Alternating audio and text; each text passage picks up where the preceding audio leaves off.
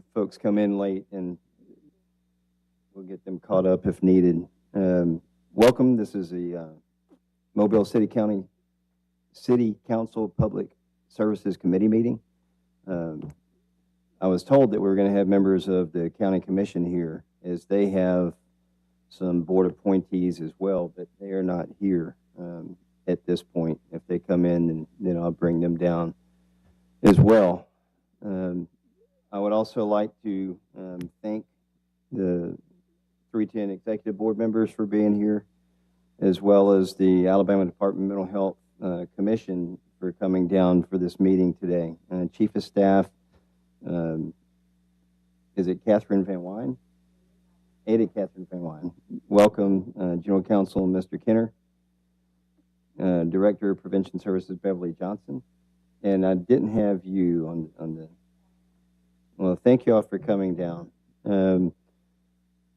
The purpose of this meeting is really simple. I've been on the council for about a year, and I can't tell you how many times folks have come down to that podium and brought mental health issues in front of us time and time again. And we can either listen to it and not do anything, or we can address it. And as I started looking, I started finding some significant issues and challenges with access to mental health care in Mobile and in this region, with the execution of mental health care in this region. I started having calls from parents. You're going to hear from one of those in a minute, that reached out to the mayor. And what I found is the problem is larger than us. And I think over the last number of really, it's not years, it's decade plus. I was talking with one of the county commissioners, and she said, you know, Scott, she said, we used to have a really good understanding of Mobile mental health in this region, and we sort of taken our hands off the wheel. And it's just sort of gone the way it's gone without any of us really understanding where we are and what this is. What I do know is what I see and what I hear, and that is we have people dying on our streets. We saw it about 3 weeks ago when we had a mental health issue. A guy ended his life right in front of this building. So the problem is real. It's not just words, it's people. And the people and the groups that we're dealing with don't have the voice to come down here and address us to the point where we can understand their problems. So there's caregivers that have that capability. And I've heard from a number of those. And what I want us to do today is really sort of identify what the roles, functions, missions of the different entities are, and how we're supposed to collaborate together. You know, you look at the statistics, we're last in the nation on access to mental health care and mental health care capability. We're 47th and I think 49th in the nation. And I'm not okay with that. And I don't think any of my colleagues are okay with that. And I think we've got to take a very significant look and address some of the things that are difficult to talk about, and understand why and how did we get to that point, and what do we need to do, and not from an argumentative, defensive position, but from an open, collaborative forum that will move us forward. Because there's a lot of smart people in this city that are doing this. But what I don't see is a lot of collaboration that's happening. And we'll get into that. So thank you. I am going to ask, we're going to start the meeting with a very special individual that addressed the mayor and addressed the city council just a couple of weeks ago. And let me get the information here real quick. Shanavia, why don't you come on down? Genevia wrote the mayor, and I think the mayor wrote back and asked her to come to this meeting, but it's not good enough for her just to come in here and sit and listen. I think we all deserve to hear her story. Mr. Chairman, I object to this. I've asked you at least twice how this procedure was going to roll out today, and I said we would have members of the 311, the 310 Commission, we would have the County Commission, we would have members of the board here. Not once was I told that we were going to have an individual speak to us that wasn't associated with one of these organizations. Mr. Chairman, may I back that up? This is a committee meeting, not a public hearing, nor is it a trial. So please conduct yourself accordingly. This is not a... Be advised, this is the first one.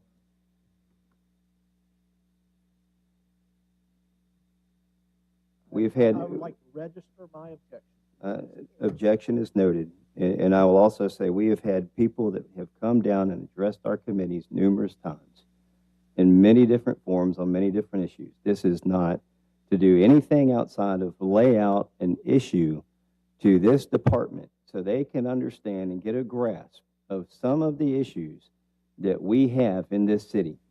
And that, what better way for that to happen than by somebody that has had to deal with this personally? None of us have had to do that. None of us have had to deal with the entities. Mr. Chairman. Mr. Chairman. Yes. Can you give us what would be the layout for this meeting so we can kind of have like Councilman Dave stated, that we'll know the agenda and the process? This was unexpected, but you know what?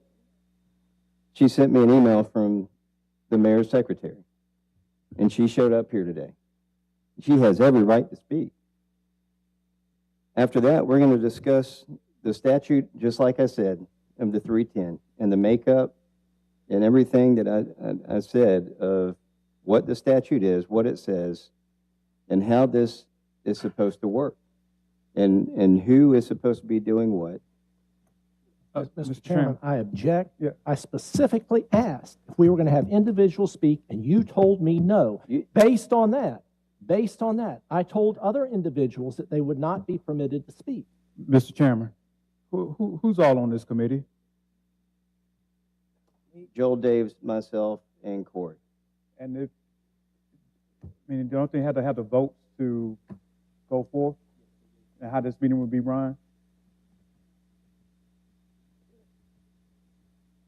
So I'm hearing from this committee, you do not want to hear from this individual. Is that a correct statement? You do not want to hear from this? I want the meeting to be conducted in the way I was told it was going to be conducted. I just received an email from the mayor's secretary that invited her here. That's a change. Should I not allow that? I want the meeting to be conducted in the way I was told it would be conducted, which was not to take public input. I'm going to call for a vote of the committee meetings. If you have the committee members for the Public Service Committee, if you have a vote for her to speak, that motion is on the floor. I move for her to be able to speak. Second. Vote. I vote yes. Aye. I vote no. Thank you. I'm sorry. Please go ahead.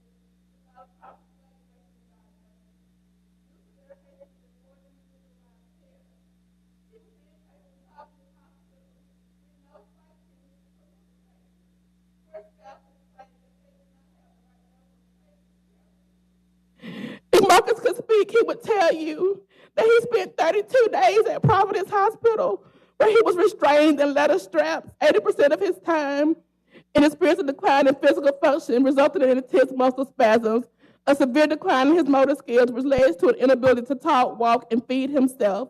He would tell you that most of his stay was in ICU being treated for NMS, which is a rare reaction to psychotic drugs that treat schizophrenic and bipolar, that attacks the nervous system and muscles. If Marcus could speak, he would tell you that he tried to go back to his follow-up appointment at Alta Point to find comfort and solution from the best city this had to offer, and instead he received another medical injection. He would tell you that 911 was called by an Alta Point staff member, and he was placed in an ambulance and sent to university psych intake, where the patients are humanely lumped together in small rooms for days with different genders and ages and fed in haphazard and sanitary manner. Also, security was called several times, and the hospital administrator threatened to take him to Metro Jail, although he was actually seeking medical attention. If Marcus could speak, he would tell you that he does not remember 96 days of his life this year because he was heavily sedated and over-medicated. Time after time, his parents left voicemails, sent emails, handwritten messages to Alta Point, requesting help, and they were ignored. If he could speak, he would also let you know that his parents made a really tough decision to petition the court to have him probated. They were attempting to get more help, and we paid all the fees to have their request, only denied by Alta Point crisis team. But now, Marcus Session has over $6,000 in hospital fees. If Marcus could speak, he would tell you that without his parents, his church, and the prayers, he would not have been able to endure a 9-day stay at Bullock County facility where they detoxed him from the near lethal amount of excessive medication he was prescribed. If Marcus could speak, he will look each of you today in your eyes and remind you of Proverbs 11 and 14. A city without wise leaders will end up in ruin. A city without many wise leaders will be, a city with many wise leaders will be kept safe. And he will remind you of the parable of the sheep and goat and how the king replied in Matthew 25 and 40. Most certainly I tell you, because you did it to the least of these, my brothers and sisters, you did it unto me.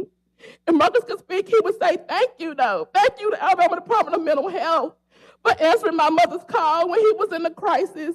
Thank you, Dr. Zansky, Ms. Gibson, who showed up at the hospital when Marcus was about to give up. Thank you, Ms. Teresa, for calling to encourage my mother when she had lost all trust in everyone. And thank you, God, I'm here today to stand on my own 2 feet and walk. If he could speak, he would tell you, I have endured this suffering, and I am truly thankful for my family and my church who supported me. Will you be a wise leader who cares enough about the citizens to do it to the least of these, to act on his behalf of those who cannot speak just like him? My family wants to stay Mobile is where I choose to raise my family. Help us to say it with integrity. Use your God-given authority and influence to fix our mental health system. Thank you for allowing me to share our experience in my son's voice today. Thank you.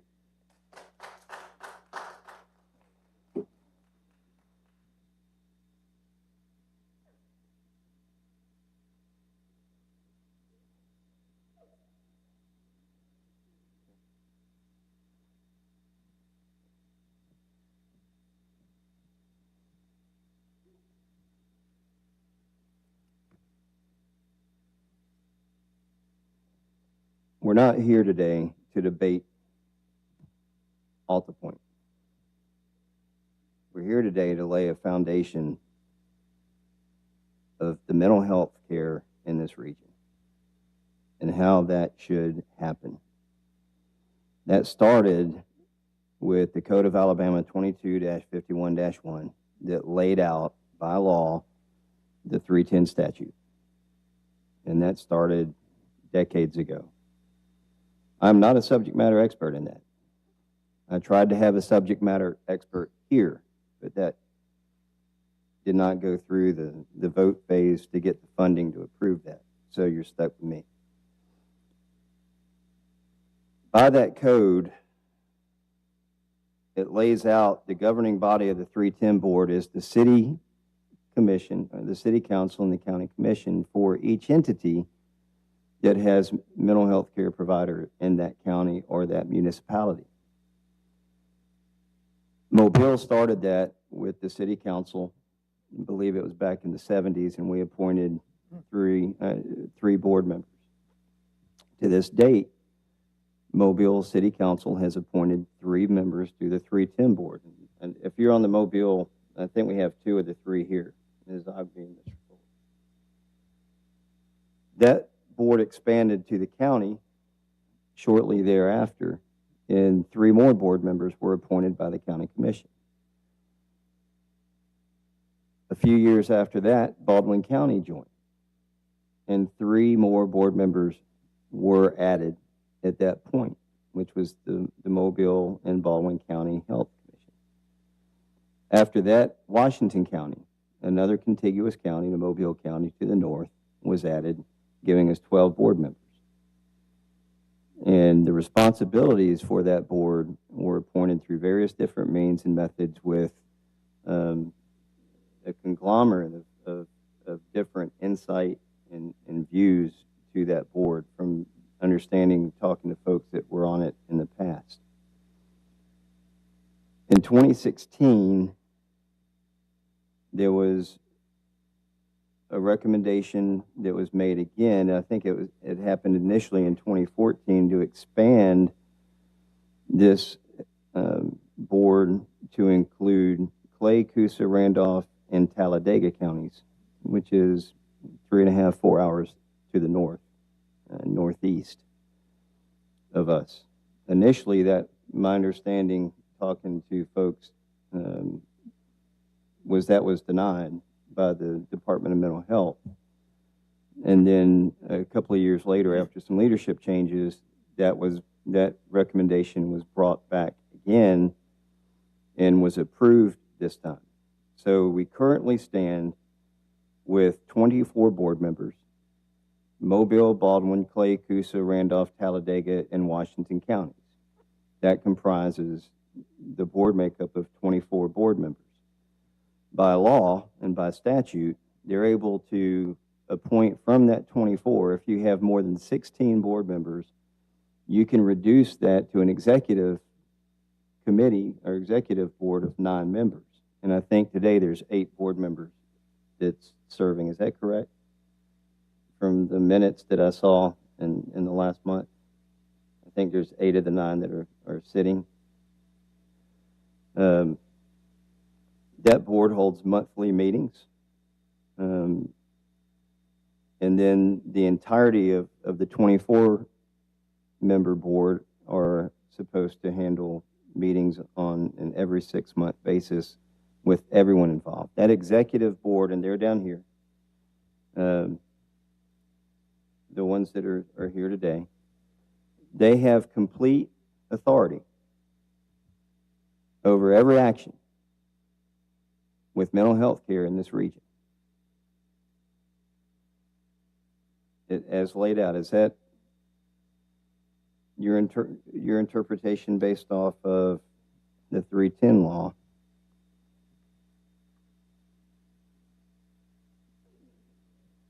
Okay, and I'm trying to get to exactly what their duties and responsibilities are, because here's their powers. And there were some copies being made. Lana, could you go upstairs? I've got copies made for everybody, and I thought they were coming down. Could y'all make sure that those come down for my colleagues down here, please? So they have a copy of this in front of them. While that's done, here's their powers, because it's pretty significant. Any corporation organized pursuant to the provisions of this chapter is hereby authorized and empowered to exercise the following powers in addition to others granted in this chapter: to construct and maintain facilities, to cooperate and contract with the State Board of Health for the construction of such facilities, to cooperate and contract with the Alabama Department of Mental Health for the construction, operation, maintenance of such facilities, to take over by purchase, lease, or otherwise any hospital or other facilities be used for carrying out such programs as it has elected to implement, to arrange with any appropriate local or state agencies for the opening or closing of streets, roadways, alleys, or other rights of way or easements, and exercise the power of eminent domain, to purchase, lease, or rent any land, building, structure, or facilities needed in its operations, to enter upon any buildings or property in order to conduct investigations or make surveys, to obtain options upon and to acquire by purchase, gift, grant, bequest, devise, or otherwise any property or interest therein from any person, to sell, exchange, transfer, assign, or pledge any property or any interest therein to any person, to improve any such property, to insure against such risk as it may deem advisable, to borrow money upon its bonds, notes, warrants, debentures, other evidences of indebtedness, and to secure the same by pledges of its revenues, to have perpetual succession, to make and execute contracts and other instruments necessary or convenient to the exercise of its powers, to determine reasonable fees for services which it makes available to the public and collect such fees unless on application investigations determine that the person receiving such services is unable to pay the established fee, to make from time to time amend and repeal bylaws, rules, and regulations not inconsistent with this chapter, to carry into effect the powers and purposes conferred by this chapter, and to do any and all things necessary or convenient to carry out the powers given in this chapter. Your sole mission is to provide for the mental health care of this region. Is that, would you say that's a true statement? Is that their mission overall?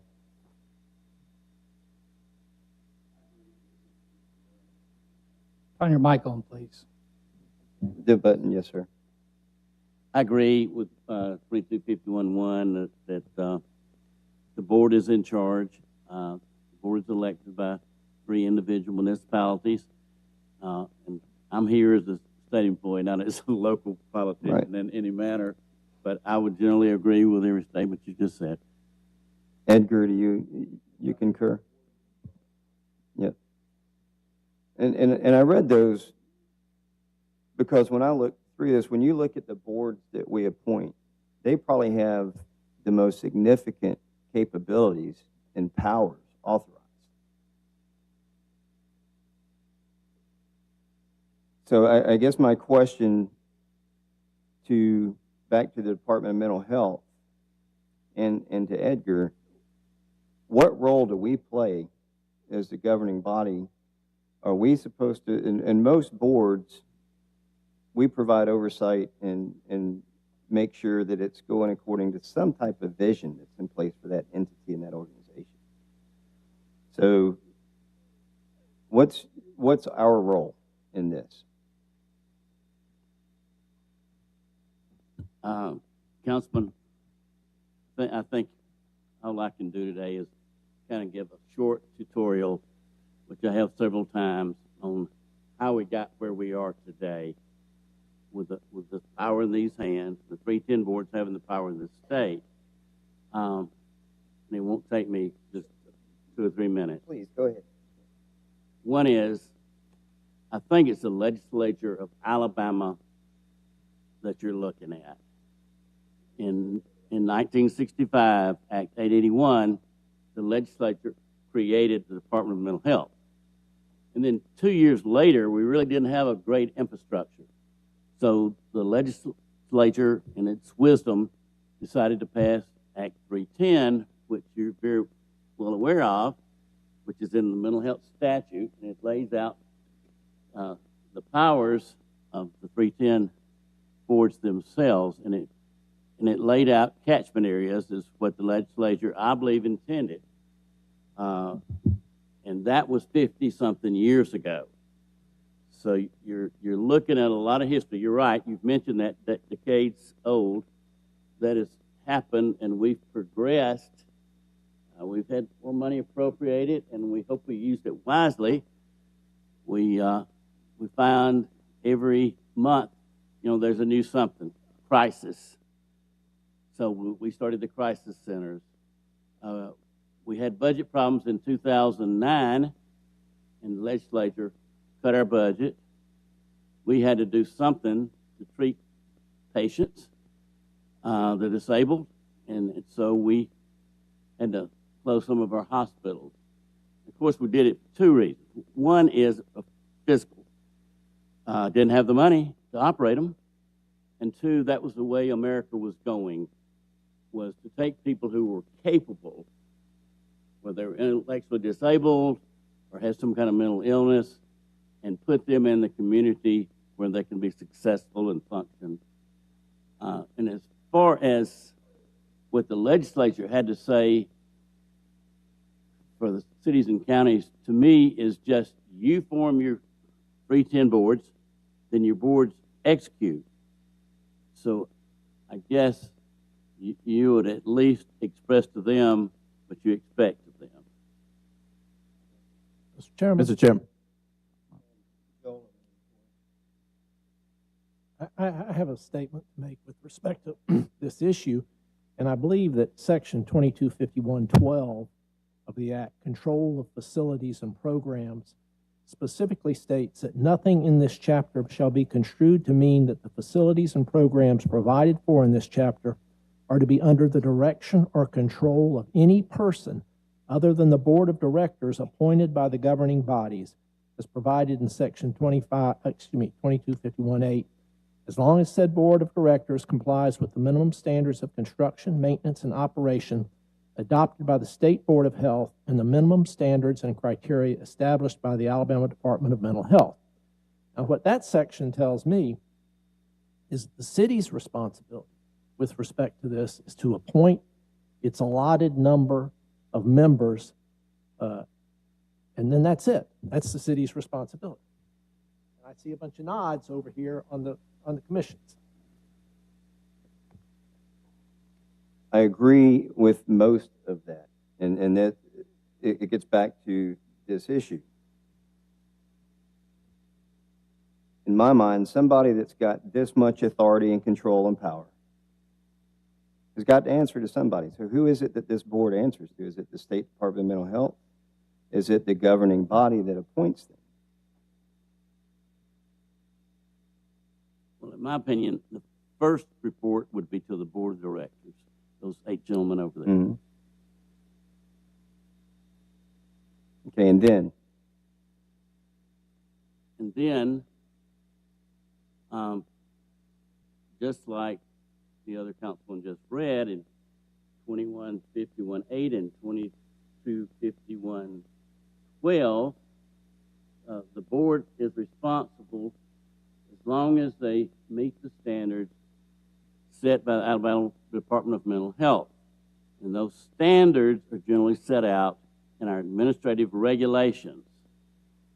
So they have to follow regulations. I like to say to people, policies are for employees. Administrative regulations are for the public to know how we operate. And then, of course, there's a budget process, which I'm not in the middle of, but the money does come from the state to most of the 310 boards, not all of them, not all of them, but some of them have other sources of income besides the state of Alabama, as you well know.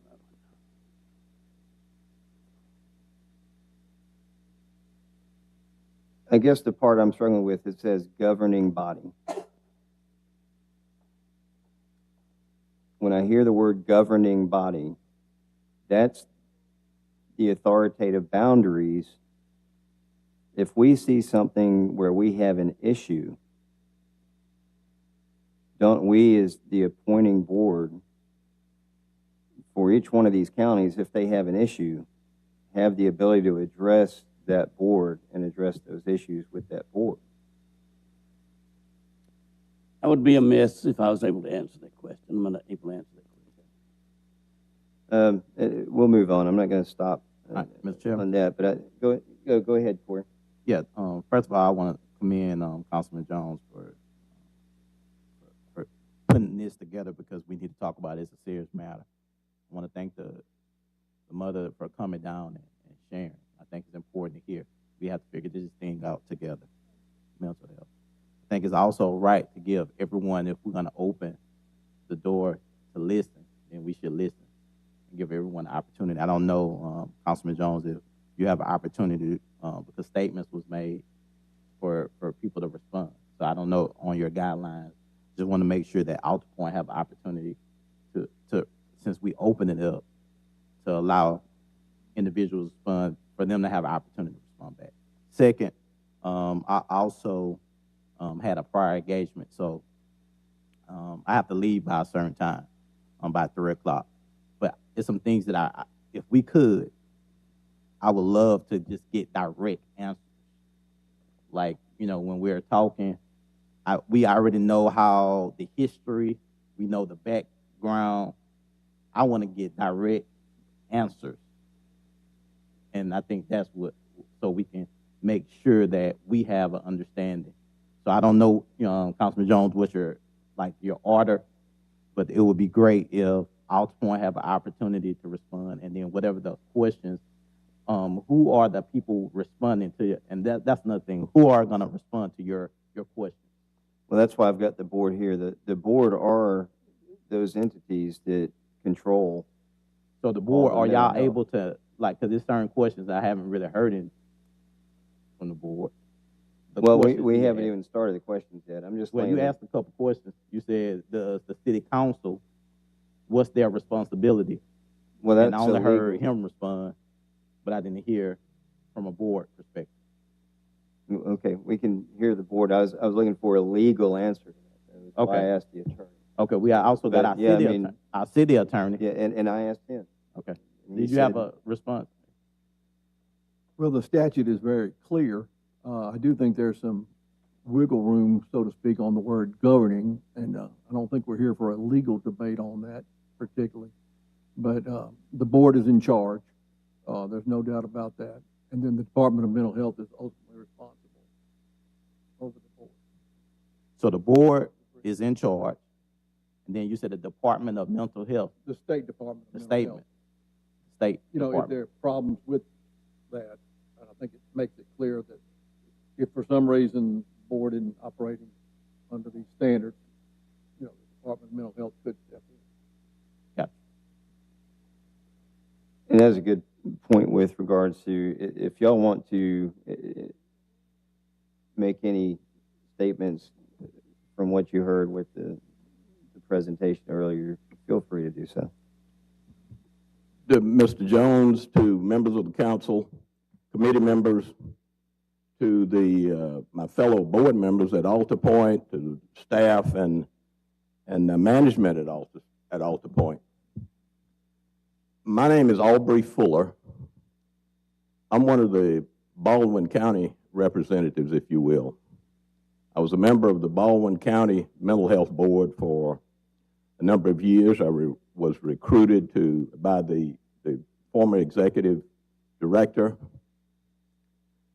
and I have served, and it's been a very fulfilling experience.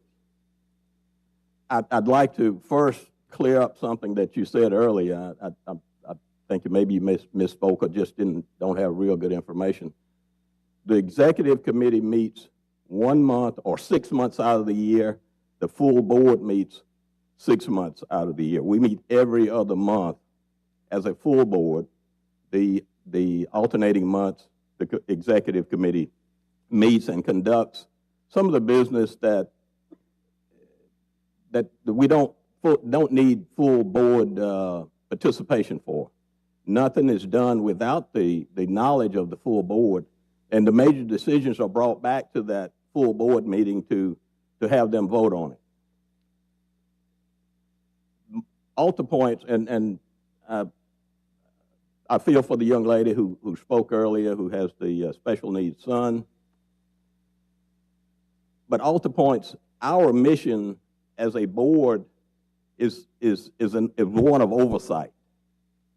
We set policy, and then we step back and allow the CEO and management to implement those policies and to do so under the regulations that are set forth by the Department of Mental Health and a number of other the agencies, the state legislature. There's a list of guidelines that they must follow. And maybe it's not a perfect system, but we're all volunteers, and we do our very best to provide, again, that oversight that's needed to care for the mentally ill, those with intellectual disabilities, and those who suffer from substance abuse, or substance use, I should say. And again, we don't get into the day-to-day operations, and as far as your oversight issue, we've always felt that once we were appointed, now we have no problem with informal or formal discussions about things that are going on within the community. We have no way of knowing everything that happens within the community. So we would invite your feedback or your input. But as far as an actual oversight over the board and telling the board what to do or how to set policy, I think that might be a little bit of an overreach. There again, I'm not an attorney. I'll leave that to the attorneys. But we operate in such a way that we feel that we have the consumer's best interest at heart. And while it might not be a perfect system, we have faith in the confidence of a group of people who do their very best daily to provide the necessary services. I want to be very clear. If it appeared, like I said, that we want to oversee and provide oversight to this board and direct you, it's absolutely not the case. However, we do have an absolute interest in what's going on in the mental health arena in this city and in this county. And for us not to have that interest would be irresponsible on us. So, especially when we hear these stories and have the problems. I will tell you, for every story like that, I've heard 12, 14 more that just continue to come. And there's good stories. There's as many good stories as there is bad, but that will tell you that we have some challenges. We're never going to fix all the mental health problems that we have in the state, that we have in the city, but we've got to do better. Mr. Chairman. Go ahead. The board member, thank you again for your volunteering your service. That's important. I think he made a major statement saying that he's not a physician, he's not a staff member, he's not in there to answer certain questions that were made. I think it would be a great opportunity to get someone from AltaPoint that's there to come and if they would like to address anything that was said earlier.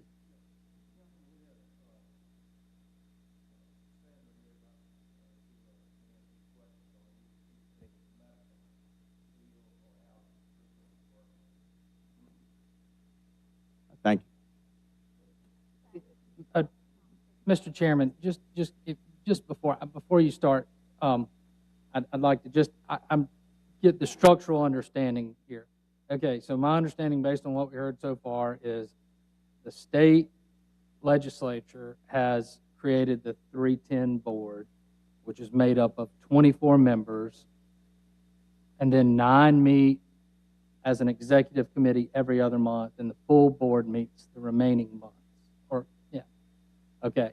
And then the Alabama Department of Health, they oversee I don't know their involvement particularly with the 310 board, and then why AltaPoint. Did the 310 board hire AltaPoint to be the operator of everything for these counties? Is that how it works?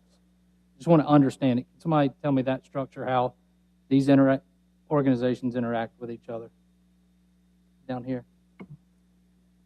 If I may, the 310, each of the Baldwin County was part of the 310 system.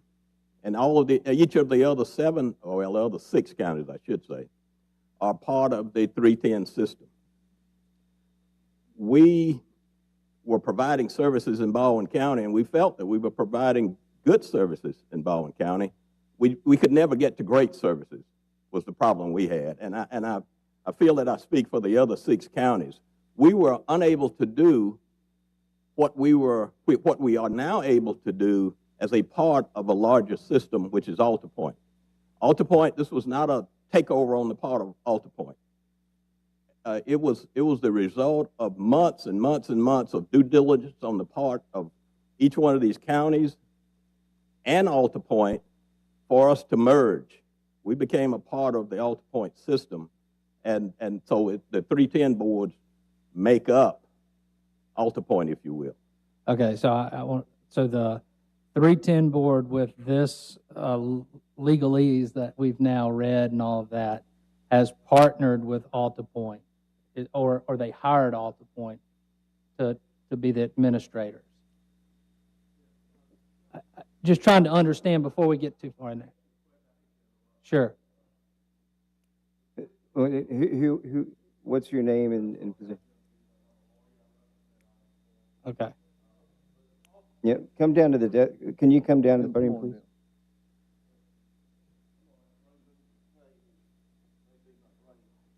And I'm also interested in the interaction between Alabama, Mr. Hunter and his organization, the Alabama Department of Health, with these other organizations, just to structurally understand it. I think that goes a long way for me. Structurally, and again, we get into a little bit of history, if you will, but at one point there was a 310 board, which was separate from the Mobile Mental Health Center, which provided mental health services in the city of Mobile and the county of Mobile. There came a time when the legislature, or maybe the Department of Mental Health, Tommy, I'm sorry, Department of Mental Health, said, we want the 310 board, instead of being separate, we want it to provide services rather than to take money and divide that money up among people in the county who provide those services. So the 310 board would be the operators, essentially, in that That's right. scenario. That's what happened in the early 2000s, I think 2001. And at that point, AltaPoint became the 310 board. It is the 310 board.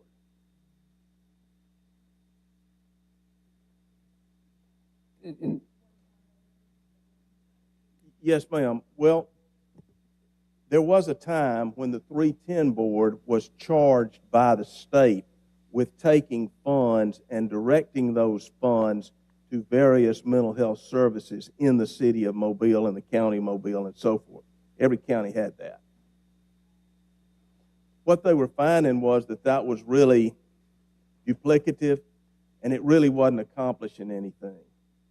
And so then there was a time that the state said, look, 310 board, if you're going to be doing something, you need to be providing services, not just divvying up money. At that point, the 310 board merged with the existing Mobile Mental Health Center, which was the group that was providing these services. And that Mobile Mental Health Center changes its name to AltaPoint and becomes the entity that provides those services that the Mobile Mental Health Center was providing before.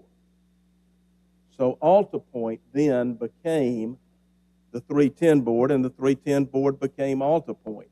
The name is one that perhaps is maybe to emphasize the fact that there's something new coming, there's a stigma attached to mental health sometimes, and that is something that perhaps was considered at that time, that stigma. But in any event, at that time, the 310 board, AltaPoint, began providing services rather than just being a conduit for money that was going out. That has continued, Councilman Reynolds. That's continued to today. So today you have AltaPoint, which is the 310 board. Now, as Mr. Fuller said, during this period from, say, 2001 up until the present, several other county 310 boards decided that they wanted the technological and the expertise type advantages that had been accomplished by the AltaPoint, and they then merged with AltaPoint to create this 7-county board, 310 board, which is AltaPoint.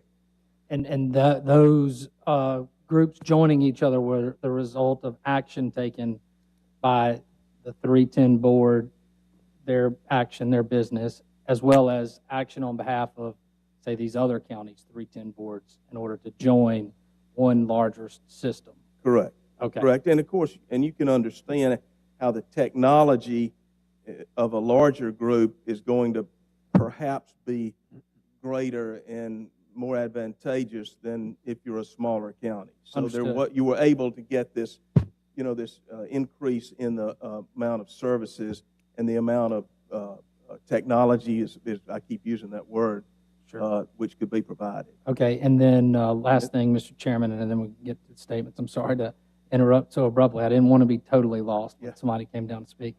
And then how does the Alabama Department of Mental Health interact with AltaPoint?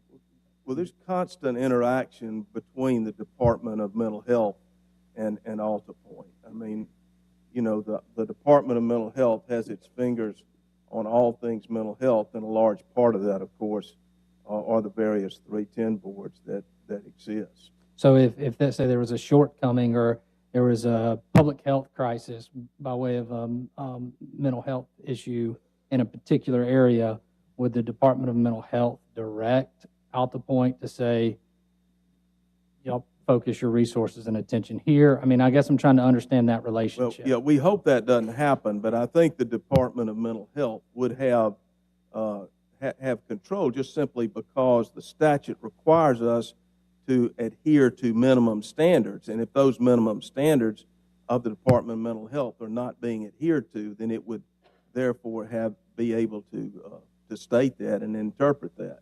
I might on this thing about who watches.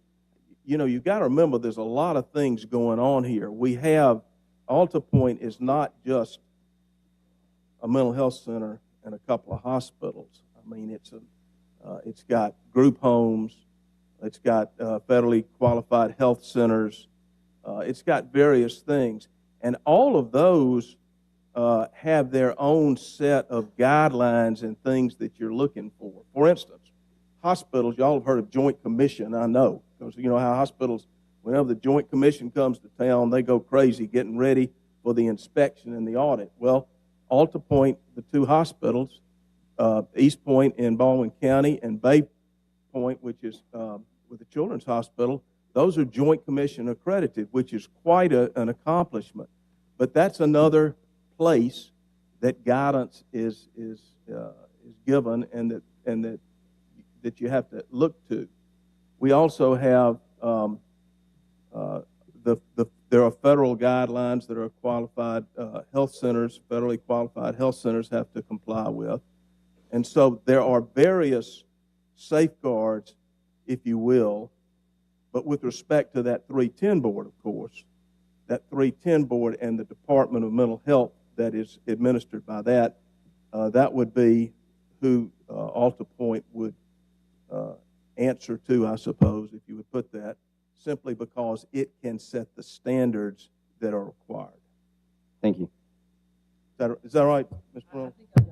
I didn't get the full interaction from, I guess maybe it would be better if it came from the Department of Mental Health of what is your role in, like we've got people that have mental health problems in our city and, all over, homeless and that sort of thing.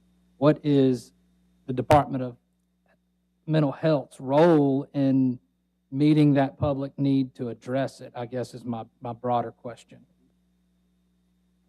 Thank you, for that overview there. And I'm going to provide just a quick, a broad framework context so that we're all on the same page before handing it off to the legal interpretation here. I am not an attorney, and therefore I will not be interpreting law. The Department of Mental Health sets the minimum standards for the care, treatment, diagnosis, and any post-rehab care for individuals in the state of Alabama with mental illness, developmental disabilities, and substance use disorders. The department sets those minimum standards, as Mr. Klenner provided an overview, in the administrative regulations. The department also certifies and contracts providers across the state who provide those services. And just for all of our knowledge, because I know that this can be different when you're looking at state agencies, the Department of Mental Health does not provide services. You may think that looking at our name. They provide mental health services. The Department of Mental Health does not provide services. Providers across the state of Alabama provide those services. I'm happy to hand it off to Mr. Klenner if there are any further questions there. Mr. No, and let me just say one thing, Catherine. That is, our oversight is not just in this black book. It's physically monitoring all 19 pretend boards on a regular basis, and I'm not going to pretend to know whether it's 60 days, 90 days, or what it is. Depends on your certification. So we go out physically and have a site visit and make scores. They're put on our website. You know what a score is. So we're transparent on that. So monitoring is one thing I think has been left out this afternoon, that we do monitor every mental health center and pretend board. I want to go back to, we've breezed through this merger, and I really want to understand this, because this is a point that I had a lot of questions, and I asked a county commissioner who served in 2016, and I said, because this body, this city council had to approve that for it to happen. The county commission and all the other entities, all the commissions for those counties had to authorize that via ordinance, which we did. And EJ's not here. Gina, you were here, and Joel, y'all were here. So what was presented to this city council in 2016 by way of an explanation of why this merger was going to happen and why was this a good thing for Mobile, Baldwin, and Washington County?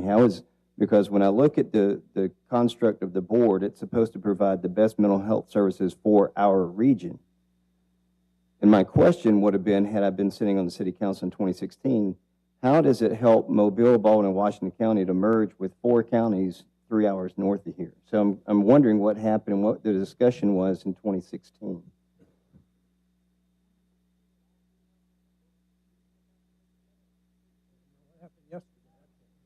And because here, I talked to Commissioner Ludgood, and her statement was what we were told was it was advisory board members only, and it was not going to merge those 4 counties. And I'm wondering, I'm going to ask the Department of Mental Health, why would you recommend these 3 counties that are contiguous to 4 counties that are hours away from Mobile? How is that going to help the mental health care for our region? Mr. Chairman. This is my opinion. Nothing else. It's not legalese. Let me answer Councilman Reynolds' question about mergers. I want to be clear about that. The merger statute for public corporations is not in mental health statute. It's in public corporation statute. I looked at the merger statutes, the merger papers that y'all signed a little bit late yesterday and this morning. That was my preparation for this meeting today. And so everything was done by the book, as they say, in doing that. And yes, you're correct, Councilman Jones, that Commissioner of Mental Health does have to approve those mergers. But I believe one of the board members over here said it correctly, that they needed better expertise. The Department of Mental Health, remember this, it's not just looking at Mobile, we're looking at all 67 counties. So we look at it that way. And if Baldwin County needed some help, whether it's IT help, financial help, to better the mental health services, we hope not weaken it here. I mean, that was not our goal, but it was to strengthen Baldwin County services to the intellectually disabled, to the mentally ill, to the SUD people in Alabama. And then later, it's called Chehaw now. They had the same thing. They needed some help. They really needed some help. And it has been a wonderful success in that area of the state. So, But why should it be incumbent upon our counties and not a state requirement to help? That shouldn't be incumbent on this city and this county to help counties 4 hours away that then dilute the board, dilute the resources, dilute the oversight, make it more problematic. I think you're arguing with me, Councilman. No, I'm just asking. I'm trying to understand that because I don't We'd have understand. thought that would have happened. Our idea was to strengthen that. And by the way, it's not just us or you want to point. It's in its black book. And that's why I wanted to say the merger statute is in the corporate area of the section. It's not in the mental health section or another section. So everything was done by the book, and somebody approved it here. You may not have been here in 2016, but somebody did. And so when the Commissioner of Mental Health looked at the document on her desk in Montgomery, well, there's the signatures. And I'm General Counsel saying, Commissioner, I think it's fine. I mean, so Thank you. Got it. Gina, you had a question? Statement. Mr. Chairman, Mr. Davis? I have several things. First of all, I'd like to ask Mr. Newman to come back to the microphone for a minute. Absolutely, you can bring Mr. Mente. Bring all the help you need. And Mr. Chair, before they get to the podium, I know Councilman Penn has to leave, and I do as well. I've had a doctor appointment scheduled before we got this date arranged. But before I slip out, if I don't have a chance, I just want to thank everyone for coming and being here today and providing the information, because it is a very important subject to all of us, and we just thank you all for coming. I'm sorry, Mr. Newman, just one more time to go through this. And I'm going to step back because I think I understand the sequence of events. But there was one time the Department of Mental Health actually operated hospitals. Yes, sir. Searcy, Bryce, so forth. There were several across the state. And at some point, this is a question, at some point the Department of Mental Health decided it wasn't going to operate these hospitals anymore. Yes, sir. not totally true. We still have 3 hospitals that we operate in Tuscaloosa, Alabama. Okay. But there were other parts of the state where you were going to get out of the hospital business. Yes, if you're mentioning Searcy, yeah, I was here when we closed Searcy. And so there had to be a provider of these services. And you could say, I guess you could say these services were outsourced to outsource. So that the 310 board is the board of directors for AltaPoint. Is that correct? Yes, sir. So the 310 board is the oversight board, and AltaPoint organization does execution, subject to applicable state law and the oversight of the 310 board. And federal law where applicable. And federal law where applicable. Okay, thank you very much. Yes, sir. With respect to, as I said earlier, I can't recall in 2016 the discussions with respect to the merger with organizations upstate. But, there are economies of scale that are achieved when organizations are put together. You only need one director. You only need one chief financial officer. I mean, those are just examples of the types of things that can be done when you merge organizations together, if it's done right.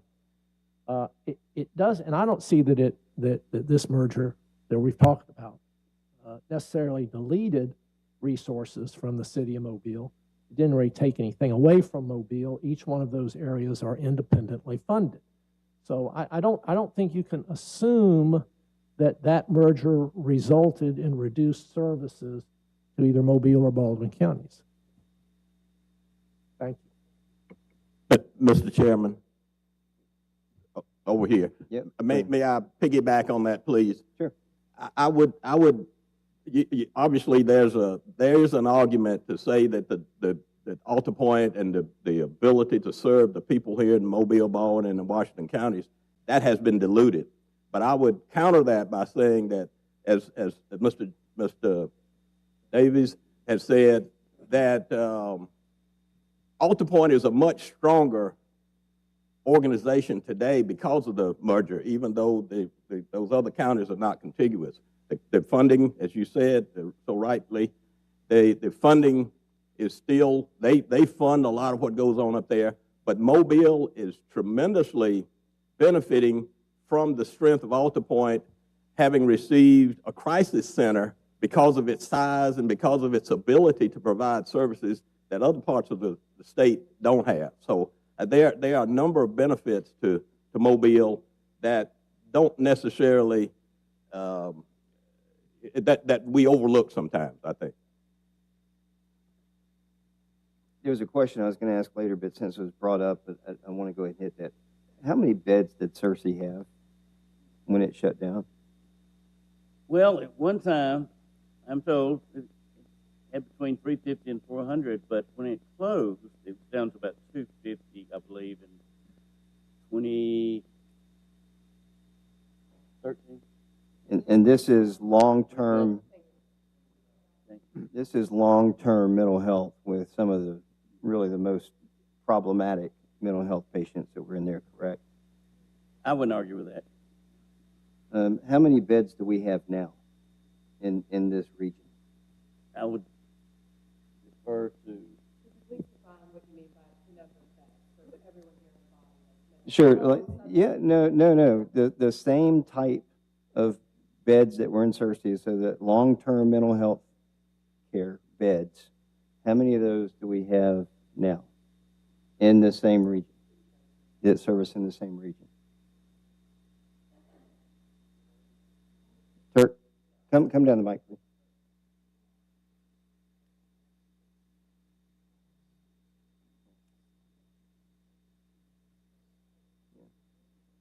Again, and I'm talking about the same parameters that in Searcy service this region, right? So, you know, and we've got a majority of those counties absorbed in this 310 board and this makeup. So I'm just wondering, where are we? Do we still have 250 long-term beds?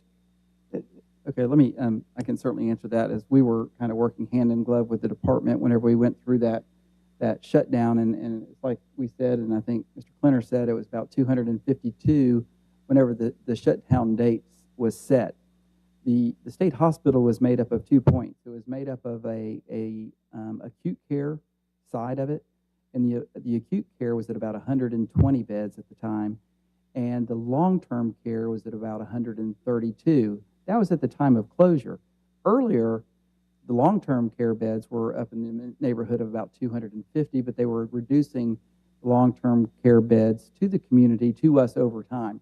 Long story short, whenever we got ready to shut Searcy down, they ended up subcontracting across the whole bottom part of the state of Alabama, from Dothan all the way to Mobile and all the way up to Clark County and Andalusia, because those were the admitting counties to that particular state hospital. When they did that, they broke down services into multiple parts. They knew a lot of the people in Searcy Hospital didn't really meet acute care needs. So they broke it down into, some went into long-term group homes, some of them went into crisis stabilization units or crisis residential units, and some of them went into acute care.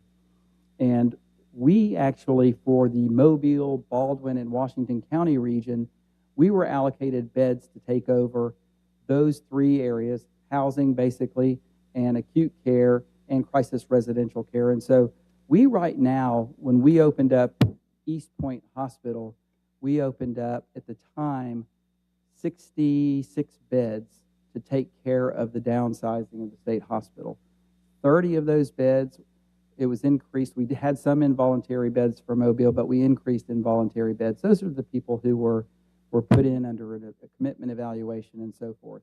And then we had some other longer-term beds that we had in place, and some beds that were voluntary, that we were trying to keep people from going into what would have been a Searcy. So we had to set up a whole continuum of care in order to not have a Searcy hospital. So we approached it in 2 ways. One is set up the care that you needed that Searcy had, and number 2 is be really aggressive with your medical staff to be able to treat people proactively in a voluntary setting so people didn't put them in the involuntary situation, which cost a lot more money. So we added hospital beds, we added crisis residential beds, and we added regular residential beds and actually apartment complexes. So there was a whole array of services that were put into the community from here all the way to Dothan to shut down the Searcy Hospital. And I will say that the 40 toughest patients that Searcy had, which were people we deemed dangerous to being in this area, whether in our hospital or in our group homes, the 40 most dangerous, I would say dangerous because they were hard to stabilize. They were not getting to a baseline that was applicable to be in the community. We sent those up to Bryce Hospital. I hope that answers the question.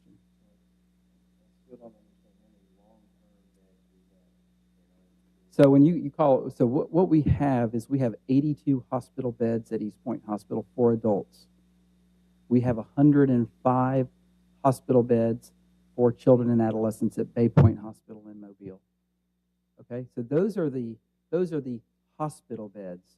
And then we also have residential beds. I'm sorry.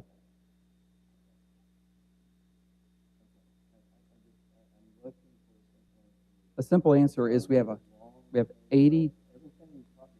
Well, you're talking in a different. So in a long-term, we called long-term beds in the hospital business, we called those people who are in for commitment only, okay? And we don't have designated long-term beds. Now, we do have some people who are committed in our hospital, but those beds may be long-term when the census has more long-term patients in there, and they may be short-term whenever they don't. So my point is we have 82 hospital beds that we serve Mobile City, Mobile County, Baldwin, and Washington. Okay. Yeah, and right, in residential beds, we have about 520 residential beds that are here, and that we use that. We discharge people from the hospital into residential and then back into outpatient, into that continuum of care. Crisis stabilization beds, we have 16 crisis stabilization beds in the community, 16 in one of our hospitals. And then we have of course, the new crisis beds that we have at the crisis center, 15 beds for up to 23-hour stay, 6 beds up to 7-day stay in the crisis center. I hope that answers the question. Mr. Chairman. Yes. Mr. Schlesinger, Searcy was shut down in 12, is that right? Well, It's been 10 years since Searcy was shut down. Mm-hmm. Now, it seems like to me, and you're going to have to tell me if I'm wrong on this, that in that intervening 10 years, in other words, the treatment of people with mental health disabilities is not static. It's a dynamic process. New drugs are found, new ways to treat people are found. So to me, I'm not sure it's an apples and apples comparison to say we had 250 beds in 2012 and we should have 250 or 350 now, because it's a different landscape. Would that be a correct statement? That's a correct statement. Thank you. With that said, though, there's still a mentally ill population that needs long-term care. And I just heard that we don't have any here, so I'm going to go back over to the mental health department and say, where are those? There's a delta. Because I was just told we don't have any long-term beds by Alta Point. No, I didn't say that. Well, you did. You said everything's residential, hospital beds, in the hospital are long-term beds. If they're under a commitment order, those are considered long-term beds. And that commitment level Over of commitment patients that we have is fluid. Some days we may have 20% in our hospital that's committed, and some days we may have 35%. And that's a fluid amount, because once somebody meets levels of stabilization, it's against the law to hold them into a commitment status. So we have to then move them into a voluntary status. And whenever we say long-term beds, in our part of what we do in healthcare is a long-term bed is somebody who is in a commitment bed. I really appreciate that landscape there. And to speak further with what you go to the, it isn't an apples and apples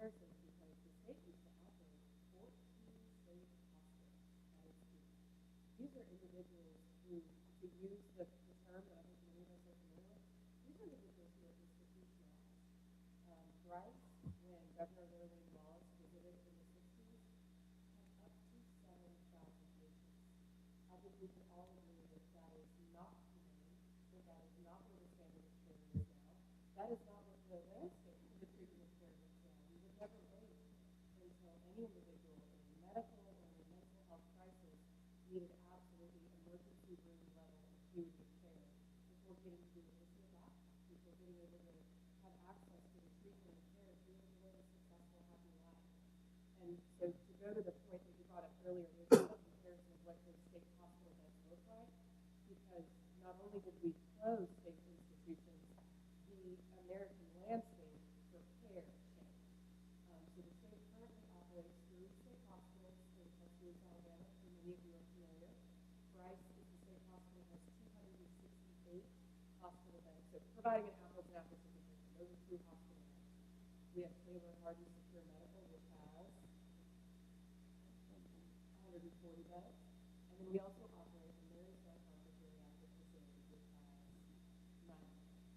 And those are the only 2 state hospitals that are operated by the state to this day, and that looks very similar in all 50 states around the country. And those individuals in the state hospitals, they're not served by a specific county. So the individuals at the state hospitals are all from Tuscaloosa County because that's where the state hospitals are located. It was the same with CERS and other hospitals across the state. They serve a statewide population. And the landscape and the treatment of care that we now see in which our providers, in which the providers have taken on this responsibility, is providing that level of care. Brother Chairman, I've got some messages. People cannot hear. If she can just talk into the mic. Okay. As the child who always had to sit in the back of the class because I was talking too much, my Catholic schoolgirl teachers would be thrilled to hear that I couldn't be heard. So sharing that the individuals who served by our providers, we have over 600 providers across the state. We have over 50 mental health and substance use service providers certified in Mobile County as well. Those are individuals who are served in their community where they live. Because the goal of care is to treat individuals in their community to ensure that they can live the most independent lives possible and to really move away from that institutionalization, moving away from this is someone who their civil rights are taken away from them and that's the only way they can get care. That is not at all how we operate. An individual should not have to have their civil rights taken away in order to receive care. I think we can all agree with that. And that is the goal of our current system of care, a continuum of care to meet individuals where they are at any day of the week. I mean, we all know it. Crises don't happen between the hours of 9 a.m. to 5 p.m. Monday through Friday. And so meeting individuals wherever they are, whether they're children and their families, adolescents, older adults who have been known to us in our system for several years. I know that several of the individuals served by our system of care are those individuals who at one time were in our hospital system. And so ensuring that we meet them where they are to get the treatment and care in their community, that while maintaining their civil rights and their dignity and integrity as they are as people. Yeah. Mr. Reynolds. Thank you for that. That illustrates very well to me the shift and the change. But I think also something that at least we're seeing here locally is that with that shift and change, we're seeing additional, say, stressors on, say, our jail, where our jail's now forced to take on this mental health treatment ability. And I don't know that we're equipped fully to handle that. And then, our communities, of course, are sort of suffering a bit. Mine in particular, where we have, I would say larger than normal homeless population, where you're not going to have a lot of people that voluntarily, submit themselves to mental health treatment. And then they're kind of forced in a situation where they're have to be arrested, for whatever they're doing. So I think although that shift seems like it was helpful and the right progression, I wouldn't say that we're meeting all the needs here in Mobile, and there's some gaps that I think I don't know how to fill them. I'm just a guy, a politician. I don't know how to fix all that. We rely on our professionals to help give us guidance, but we are sort of missing the mark in some areas. And I know that myself, along with several of my colleagues, want to try to help and find a solution to make our communities safer and better. So I thought it was important to make that statement that, as we, you guys meet and have your discussions with AltaPoint, that I hope you would be even more considerate to those impacts that we're having in the community where I live and where our constituents live, as well as many others, that, directing that care to get folks off the street. I know y'all are doing a lot already. I've had a lot of discussion with Turk and many others about some of the programs and services. I just don't know that we're meeting them fully, the demand on the services. And I don't know if that's a funding shortfall or, a strategy shortfall or a structural administrative shortfall. I don't know all of that, but I can say that we're not where we need to be. So, and I think this is a helpful discussion. I learned a lot today, and I'm sure Mr. Jones has more, so thank you all. Thanks, Bennett. And that sort of leads into one of my questions and discoveries. As I've looked at this over the last number of months, the entire discussion is centered with AltaPoint and the AltaPoint board. Yet we have a lot of other service providers within the city that when I look at the two requirements before the 310 board started being a service provider, it was needs assessment and a strategic plan.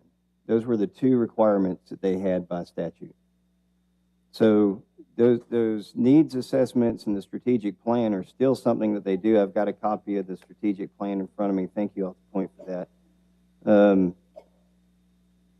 The problem that I have when I go out and I talk to the experts in the field is this needs assessment is all done with this AltaPoint section and this AltaPoint 310 board without involvement and collaboration of a large population of other mental health providers, drug education council, other counseling centers, family counselors, etc. And I'm trying to understand, when we do that needs assessment, how do we come up with an approach for the entire region when we exclude a large number of these other service providers that's outside of AltaPoint?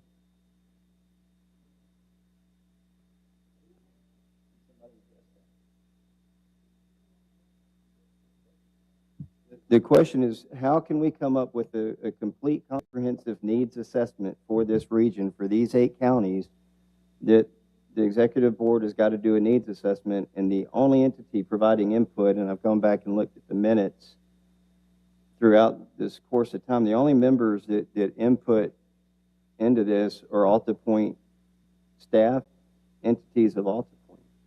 So how do we come up with a collective comprehensive plan for this entirety, and we leave off the input and the expertise of all these other mental health providers in the region?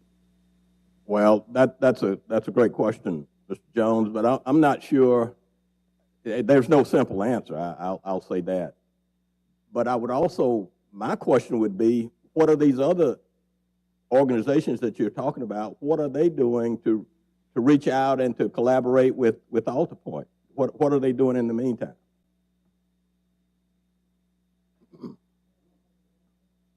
I don't mean to. What I'm saying is, that I'm not just defending AltaPoint's position. AltaPoint, I think, is willing to meet and to collaborate with them, but they also have to be willing to meet and collaborate and to discuss these issues with us, I would say. Mr. Chairman. Mr. Chairman. Yes. I ask a question. So you telling me, or you telling us that no other organization never came to y'all board and approached you all about an additional funding or working with AltaPoint? Well, I'll have to defer to staff, but as far as the board level, I believe the answer is no. We don't know of anyone that has come and made that request. Ms. Zogby?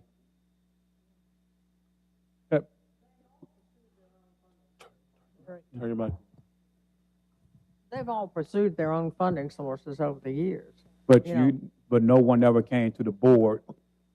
Mr. Turk, have anyone in the other organization outside of Alta Point, have they ever came to Alta Point and say, can we work with you all, or can we work together, or can you give us, what you have overage? And the reason I'm asked that question because I heard differently. And thank you, Councilman Small. I certainly know exactly where that question is coming from, and I will have to say, if you want to get into some of the discussion on this, maybe a couple of years ago, we had VRR, Veterans Recovery Resource, who came to us and asked us to sign off on a letter of support for them to get a federal grant. And a federal grant that we felt like we should apply for, and we actually had already applied for that grant. And what I said to the Veterans Recovery Resource is a couple of things. One important part of this grant, and I understand, I actually know the people at SAMHSA, the national people that write these grants, and this grant was intended for providers who are certified by the Department of Mental Health. So let me ask you this question here. Is that the only organization? That's the one. The only one that ever came That's to one. you? And I think to go back to the strategic plan, I can answer that, which is kind of tangential to this. And that is that, my job is to create a team of people. And the team of people that we create, we have 16 on our leadership team. We have clinical, we have quality, we have performance improvement, we have medical directors. All of those individuals are involved in committees with the Homeless Coalition, with committees with all of these different entities around the city and the county. We are keeping our fingers on the pulse of what's going on and where the struggles are. We understand the struggles with homelessness. We understand the struggles in terms of homelessness and the people not voluntarily going to treatment. And so that's how we come up with that particular document. Mr. Chairman, I got one other question to the state. Have other organizations besides Alta Point that have services, have they approached you all for funding or help? And I would like to provide some scope there. In this area, in this region, in this particular area? If they are certified by the Department of Mental Health, then they are eligible to be contracted with as a provider by the Department of Mental Health. But my question is, have anyone besides Alta Point, or y'all working with someone else approach you all about funding? That's my question. Yes. By approximately about how many? And were they certified? We have over 600 certified providers in the state, and we receive queries daily from providers who are interested in obtaining certification, providers who are interested in, like, if they're part of a group that's expanding into Alabama. Without further background, I'm not sure that's something that can be quantified exactly to Mobile County, especially as we certify providers of substance use disorder, mental health, and developmental disabilities across the state. And I will share from a programmatic standpoint that we do have a request for proposal process, which that is open to the public to be able to respond. So we do have certified providers that will respond to those requests for proposals to be allocated funds. I think the question is, if the board is overseeing it and no one ever reports you all, but they're approaching the state, I mean. Right, and I think that's probably the biggest misnomer here, and I think our attorney addressed that earlier. Back in the early 2000s, the 310 board was no longer the one who people went to get services from. Actually, the Department of Mental Health took all of the subcontracts that we had with Alta Point, substance abuse providers, ID providers, other mental health providers, and they took those contracts away from Alta Point and directly contracted with those providers themselves. We were no longer in that loop. And I think that changed back with Commissioner Sawyer back in the early 2000s, whenever the same time they moved us, the 310 board, to a service provider board, they moved all of those subcontracting responsibilities that we had as a 310 board at one time, they moved that to the department's responsibility. I think what Ada Catherine was just saying is that they get from the 600 providers and the 51 providers that we have here in Mobile County, they get requests constantly from those providers to be able to initiate new contracts for services based on something that they think need to happen, or they respond to RFPs in order to provide new services for the department. AltaPoint, again, is not a part of that, and I think that's been kind of that misunderstanding here, because back in the early 2000s and the 1900s, that was our responsibility. Thank you. Question of clarity. Just to be extremely clear here, does AltaPoint have any responsibility of doling out funding to other service providers? The only remaining responsibility that we had was representing the historical allocation that you, the city, gave us to send to those providers, and from the county, the distribution that we got from the local government in the county, county cigarette tax, we continue to do the historical allocations to those providers that were historically put in before I even got here 25 years ago. And the amount of that, and the amount of that is, do you know? It's a cigarette tax. Some of them are going down and some of them are staying the same, about 2.5 million, and we distribute that to the other providers or to AltaPoint. The big thrust with those city and those other dollars were to help support us doing the involuntary probate court services for Mobile County. And does the 310 board have any responsibility of doling funding out to service providers? That's it. Just the tobacco tax. And the little amount from the that's doled out from the city. All right, I'm going to bounce this question over to the Department of Mental Health because I understand this completely different. My understanding is that the 310 boards have complete authority to subcontract services for other mental health. And if you look at the financial statements, there's even a pass-through line on the financial statements that's provided at the end of the year. And if you look at AltaPoint's financial records, every one of those grants that's received that has the ability to be passed through the 310 board has never been exercised. So the question is, does the 310 board have the exclusive authority to subcontract services? And it's just my opinion. There's no mandate. I didn't say if there's a mandate that they have to, but they can if they choose to. Is that a correct statement? You know, I did look at that. I expected that question today, and it's my opinion that when they were created, 2251-1, Councilman Davies mentioned that earlier, and I think there is a clause in there that allows them to contract with whoever they want. Thank you. But most of them, There's something we've kind of missed here, and it's been mentioned, but it maybe hasn't sunk in, is that in 2001, at the turn of the century, there was a pretty substantial shift. And this goes back to closing of state-run hospitals, but also locally, other hospitals have over time gotten away from providing inpatient services, especially inpatient indigent services. And so there's been a shift. Yeah, regular hospitals. And so that was at a time, early 2000s, where the city reached out to AltaPoint to try to address that issue. And it's something you've talked about a little bit already. But one of the most significant changes, and this is in the administrative code, is a requirement that was put in place in 2001 that 90% of the funds that went from the state, just talking about state funds, were to be used by AltaPoint. The other remaining 10% that could be contracted out could be done, but AltaPoint has to go to the state to ask approval to do it. And so there's been really a shift from a grant writing pass-through organization to a true care provider, because there were not other care providers in the region willing to do this work. And I'm happy to give legal counsel this information. I understand, Kirk, and I appreciate that. I will tell you,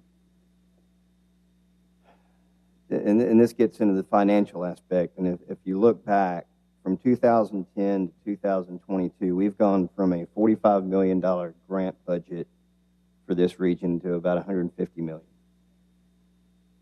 which is a significant increase. When you look at the execution of this, and this gets back to my point of everything right now is Alta Point centric. And a majority of those federal grants run through the 310 boards through the Department of Mental Health. So they're getting the lion's share of every state and federal grant funding that comes through this region.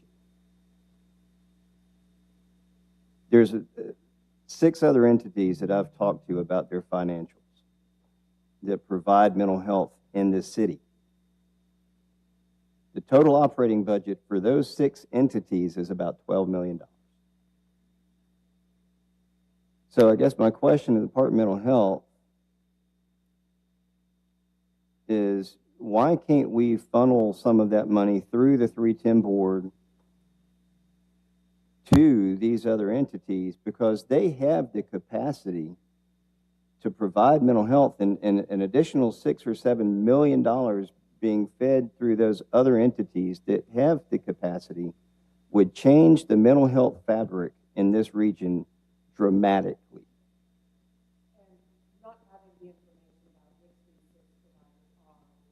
I'll be happy to help provide that to you. To clarify, providers certified by the department to provide. Gosh, sorry. Yeah. Thank you. Providers certified by the department to provide services under the statute authority of the department cannot turn away an individual based on their ability to pay. They have to serve individuals with serious mental illness, what is called SMI in our vernacular, and they cannot turn individuals away.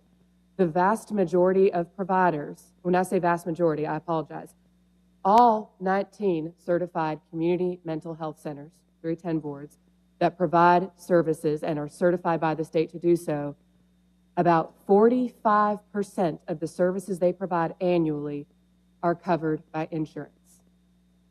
That means 55% of the services provided that they are required to provide by the state, you cannot turn an individual away, 55% of those services go unpaid for and are uncompensated care. I just want to make that clear for all of us having that conversation. They do not have the luxury or the opportunity to turn individuals away based on their ability to pay, because they provide those services on behalf of the state. We do have, and we do certify multiple private pay providers who are, in their niche area and do have the luxury and ability to do so.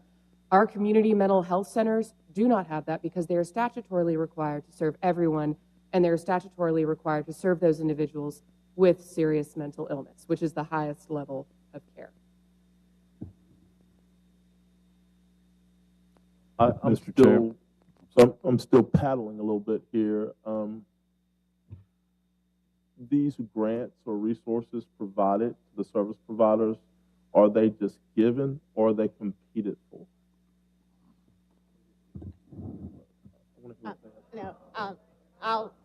I'll speak from the programmatic standpoint. As Director of Prevention Services, those services are gone through a request for proposal process so that it will be. So it's a competition. Yes, it is. So it's competition. So unlike what we're hearing, I mean, the 310 board just can't dole out to anybody that asks for funding unless there's a request for proposal and they're reviewed and scored in the scoring process. Is that not correct?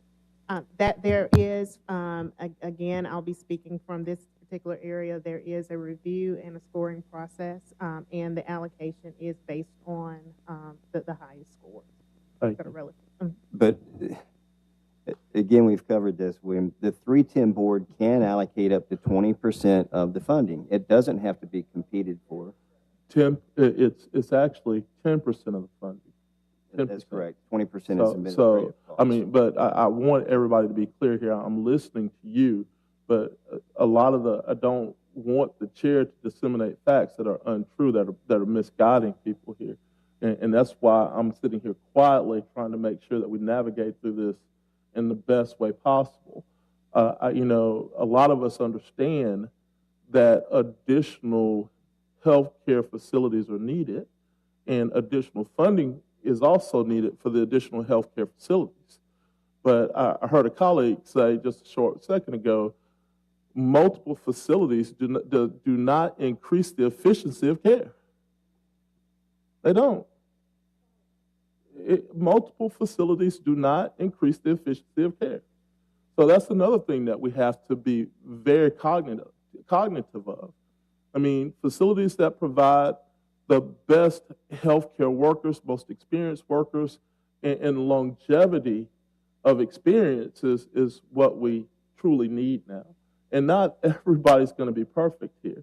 If the goal of this committee is to cut funding to go to other healthcare providers, then we need to be extremely clear of what our goal here and what our process is. Let's be very clear. You made that statement. I just asked. I said the goal has never been. I said if. I did not say the goal is. I said if. And in my dictionary, if is a mighty big word. True. Mr. Chairman, yes. May I make a comment on that point? My name is George Noonan. I was a member of the Baldwin County Mental Health Board. That was a separate 310. We became a part of Alta Point, as Mr. Fuller said, some 12 years ago, I think, and I had served on that board for about 15 years prior. I think that if we learned one thing as a smaller 310 board, as the Chehaw 310 board in Central Alabama has learned, and you said it yourself very ably, this is a huge problem. Mental health, we all agree, this is almost an insurmountable problem in our nation. Size and scale is the only way to address this in a meaningful way. We have, and you mentioned our budget has grown significantly. I would say we also service many, many more consumers than we ever have before. And it's just imperative that we maintain a robust balance sheet to be able to do that. You have to be strong. You cannot balkanize mental health into a lot of separate organizations as effectively as you can create the proper organizations to do it on a large scale. Mental health problems don't stop at the Baldwin-Escambia County line. That's one reason we partnered with Chehaw, and certainly Baldwin County became a part. This is a problem that we can address with scale and talent and resources from the scale that comes with that. So I think that's just one thing we need to keep in mind, that if we're going to attack a large problem, we've got to do it with a large, powerful organization. Well, I think it's going to be a collaborative organization as well, and not just one entity. But I want to get back to a funding. Mr. Chairman, if you don't mind, I would just like to make a statement as a follow-up to Mr. Noonan's and Councilman Carroll's statements. We have a very big problem in this region with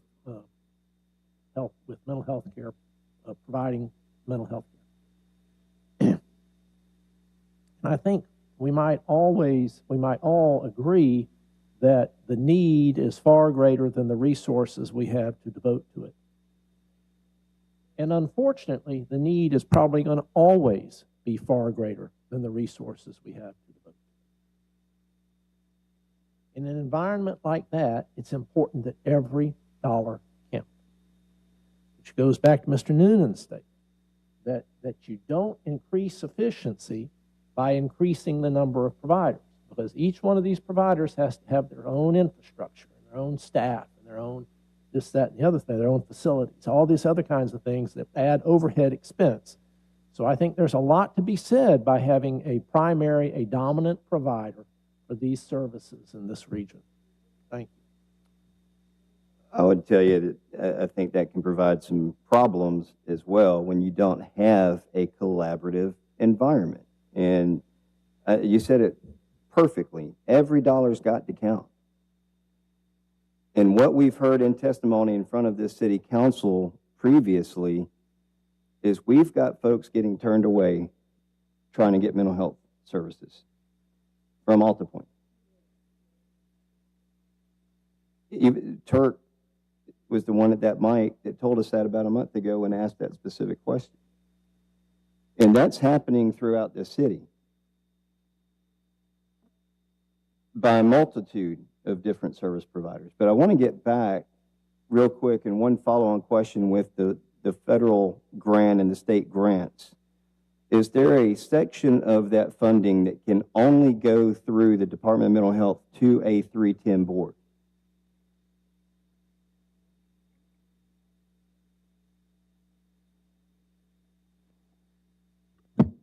And I want to make sure that I understand this correctly.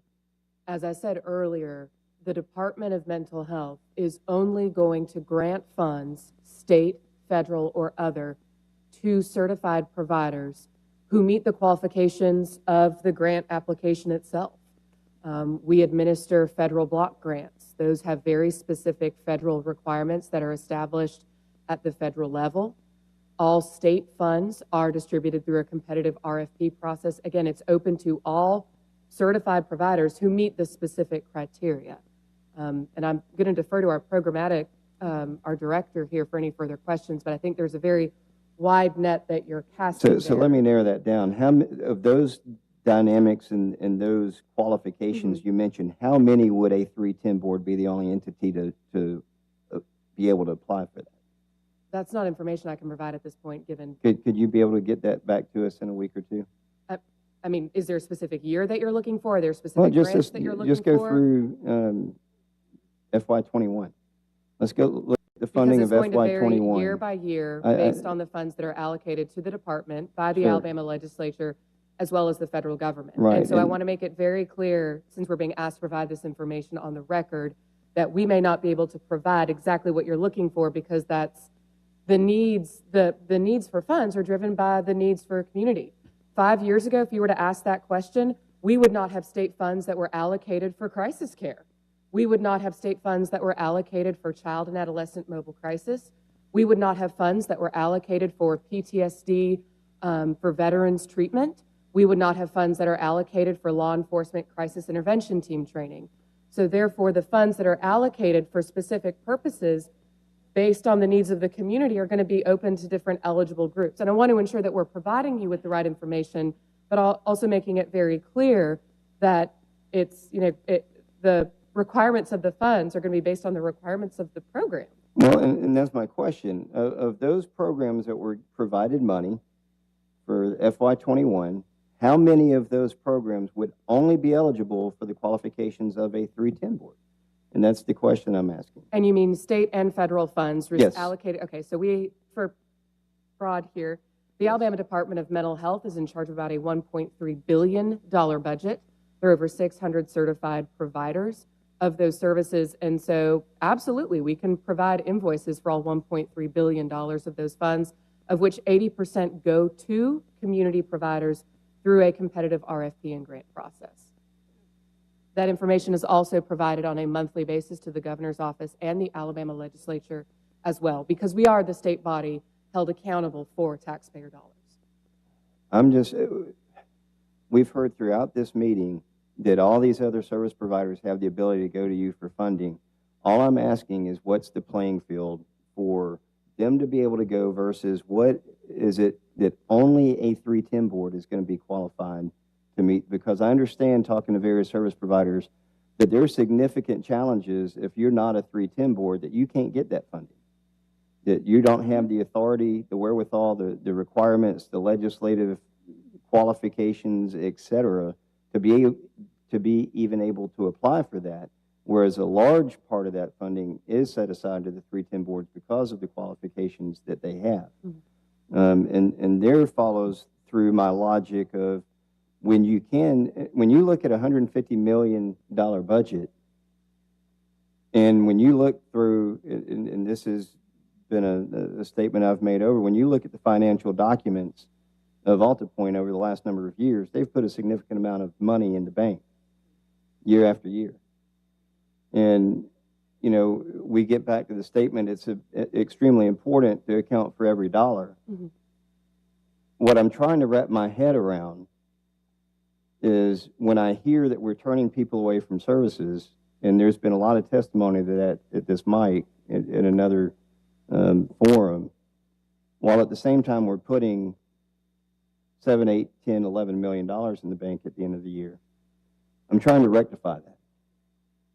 Because if we could pass through even half of those funds to somebody that's got the capacity, the capability, the requirements, the credentials, the license, et cetera, check all the blocks, to put that money back into mental health care of the ones that are getting turned away, again, we changed the entire landscape of mental health in this region. But right now, that money's sitting in the bank. And there's another thing that, you know, and I'm going to turn to the board here while we're talking finances. I looked through all the minutes, and I think it was 2 meetings ago that y'all just approved $5.4 million to open a pediatric care facility. We did. And I understand, hey, we're going to try and do wraparound mental health services, but when I talk to the mental health community, the percentage of folks that need pediatric care from 6 to 9 years old on a mental health basis is pretty small percentage. Mr. Chairman. And you know, what I'm trying to get my head wrapped around is why are we spending $5.4 million on that versus the other mental health when we've got prisons that are sitting with mental health patients in it that are in jail that aren't getting services?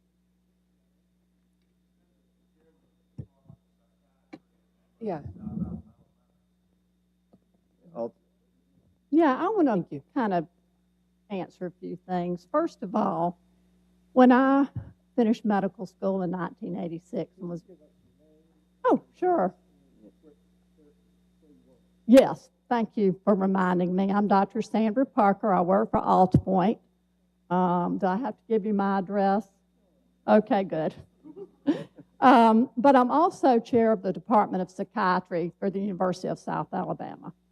So I wear 2 big hats. But the first thing I want to say, when I graduated from medical school in 1986, and I told my other medical student friends I was going into psychiatry, everybody said, "Are you crazy?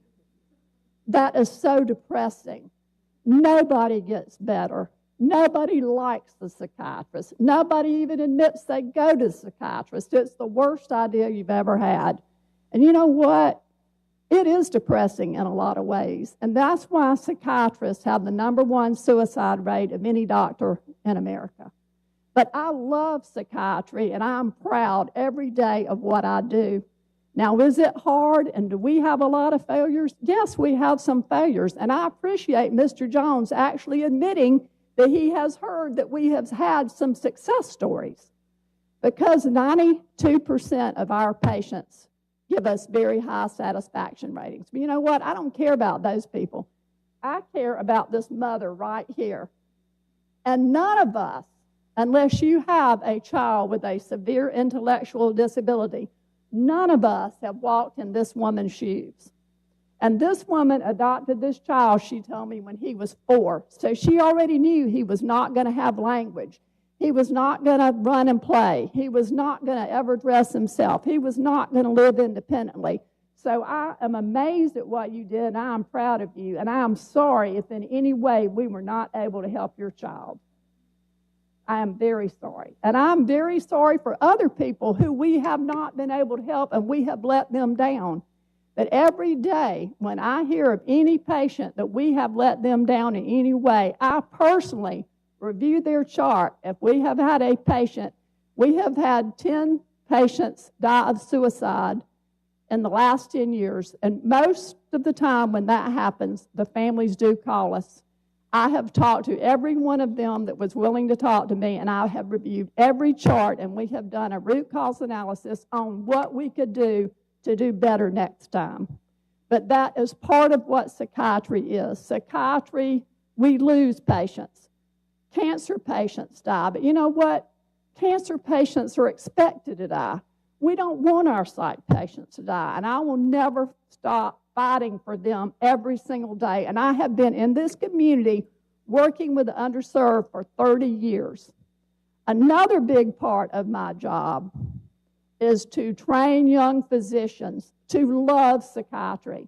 And I have been in charge of the Department of Psychiatry. I was appointed by the dean many years ago, and I'm continued to be appointed by President Bonner at the University of South Alabama. And we are one of the best programs at the University of South Alabama as far as residency. I don't mean to cut you off.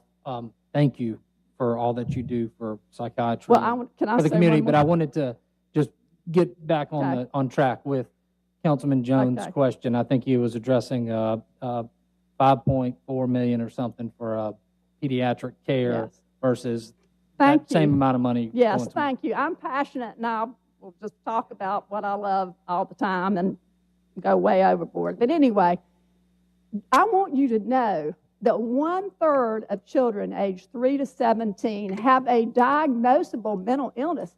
That is 33% of our children. I don't know who you talk to and where you got your statistics, but I get my statistics from the CDC and the American Academy of Child and Adolescent Psychiatry. I am board certified in child psychiatry. I have worked my whole career trying to help children with mental illness. They need us out there, and this money we have spent will save countless lives. It will save lives. Those children are desperate for mental health care, desperate, and we are out there trying to meet that need. And I'm so thankful that we put that money into that clinic where we're going to be able to serve even more children with mental health issues. Just as a follow-up, thank you for that explanation. The investment into pediatric care that's going on, I guess predominantly in Mobile, because that's where the pediatric hospital is in Mobile, is there an aggressive growth strategy for adult care? You know, growing their hospital, their care. I mean, that's where I'm seeing a lot of, not that I don't see and deal with child, mental health, but also in my area in particular, I see problems with more adults, that are, out in the open, visible on the streets, that sort of thing. So we're not meeting the mark there. Is there an aggressive growth strategy? Do we have the financial, wherewithal to do it? If so, when should we expect to see a broader change? There's a quick evolution where the Alta Point had Bay Point Hospital first. It was a child and adolescent and an adult hospital. Whenever the hospital started growing out of expansion, we needed to have an adult hospital by itself. That's when we got East Point over in Daphne, and that left no adult beds for Alta Point here in Mobile, because at the time, Mobile Infirmary still had a psychiatric unit. Now, over the last 20 years, 277 beds in Mobile closed from the acute care hospitals. Not us, but acute care. So we have just approached the county for ARPA funds to add 34 more adult beds to Bay Point Hospital in Mobile. So we know that we grew our hospital beds in Daphne for Mobile and Baldwin. But you're right, the demand has increased. And so we have now got underway a 34-bed addition for adults only in Mobile, and ARPA is going to pay $6 million of that, and we're going to pay $8 million for that. Thank you, Turk, for that. I think that may be contributing to why a meeting like this is needed in our community, because we're seeing it, we're living it day to day, just as many other communities, but I feel like we have a problem that's continuing to grow, and it may be attributable to the hospitals shutting down their treatment of mental health. It may be the result of not having the facilities locally for adults at quite the size or scale that is what's necessary. And as a part of this meeting, I again hope this draws attention to say this is us asking for you guys to do more, if you know, to try to address this immediate need that we have in our community. Right now, we're falling short, not meeting the mark. So as you guys discuss, and it's hard for somebody to voluntarily commit to an adult facility when that voluntary commitment comes with them going across the bay or them having to go, you know, far distances. So we may see an increase in voluntary commitments, which we all agree that's what we would prefer, I think, from a cost standpoint, from a direct treatment standpoint, that sort of thing. And in a lot of cases, I'm not a doctor. As y'all have discussions and progress forward and we go through budget cycles, please keep that in mind, that we're seeing the adverse effect of having to, especially being the biggest city amongst all of these counties that are served, by far, I would say. We're double the size of Baldwin County, the city of Mobile, or the county, Mobile County, yet we don't have necessarily the level of care that maybe we should. So.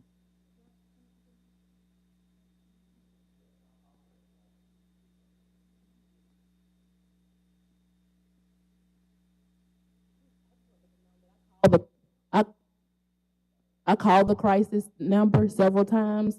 I got pictures on my phone. It said crisis user number busy. I was denied. I tried to have my son probated.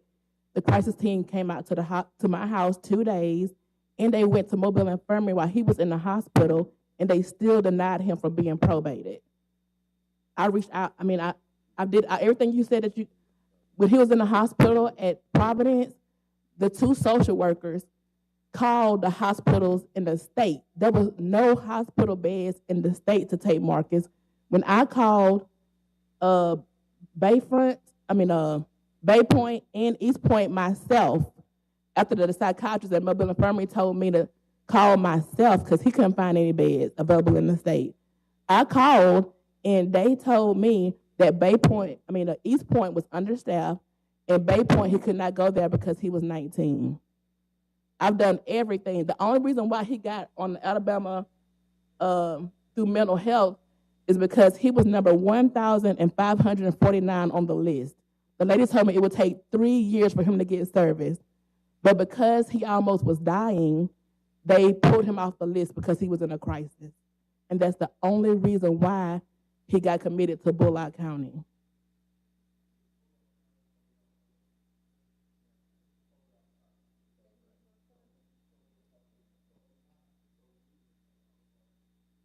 So in essence, we completely miss someone in our service. Yes or no? So in essence, we completely missed someone in our service area. Yes or no, Turk? Don't think. I'm sorry, but no, I went to talk to him. They would not let me talk to him. Ms. Gibson was on the phone. I'm not trying to put anybody on trial sorry. or point or cause any type of interjection. What all of us up here want to do is get to a point where we can provide more, better service. Okay? We know things happen, so I'm just asking, by some circumstances, did we miss someone? It's a great question, Councilman. And what I wanted to say is that it's hard to say yes or no. When COVID was there, all hospitals were way understaffed. We were at exceeding our capacity. What we want to do is refer them to other hospitals that can help. The Alta Points Hospital is a mental health hospital. We felt like, a referral to a USA hospital system or a Providence hospital system for that emergency was going to be appropriate. Did we provide a referral? Did we provide a referral?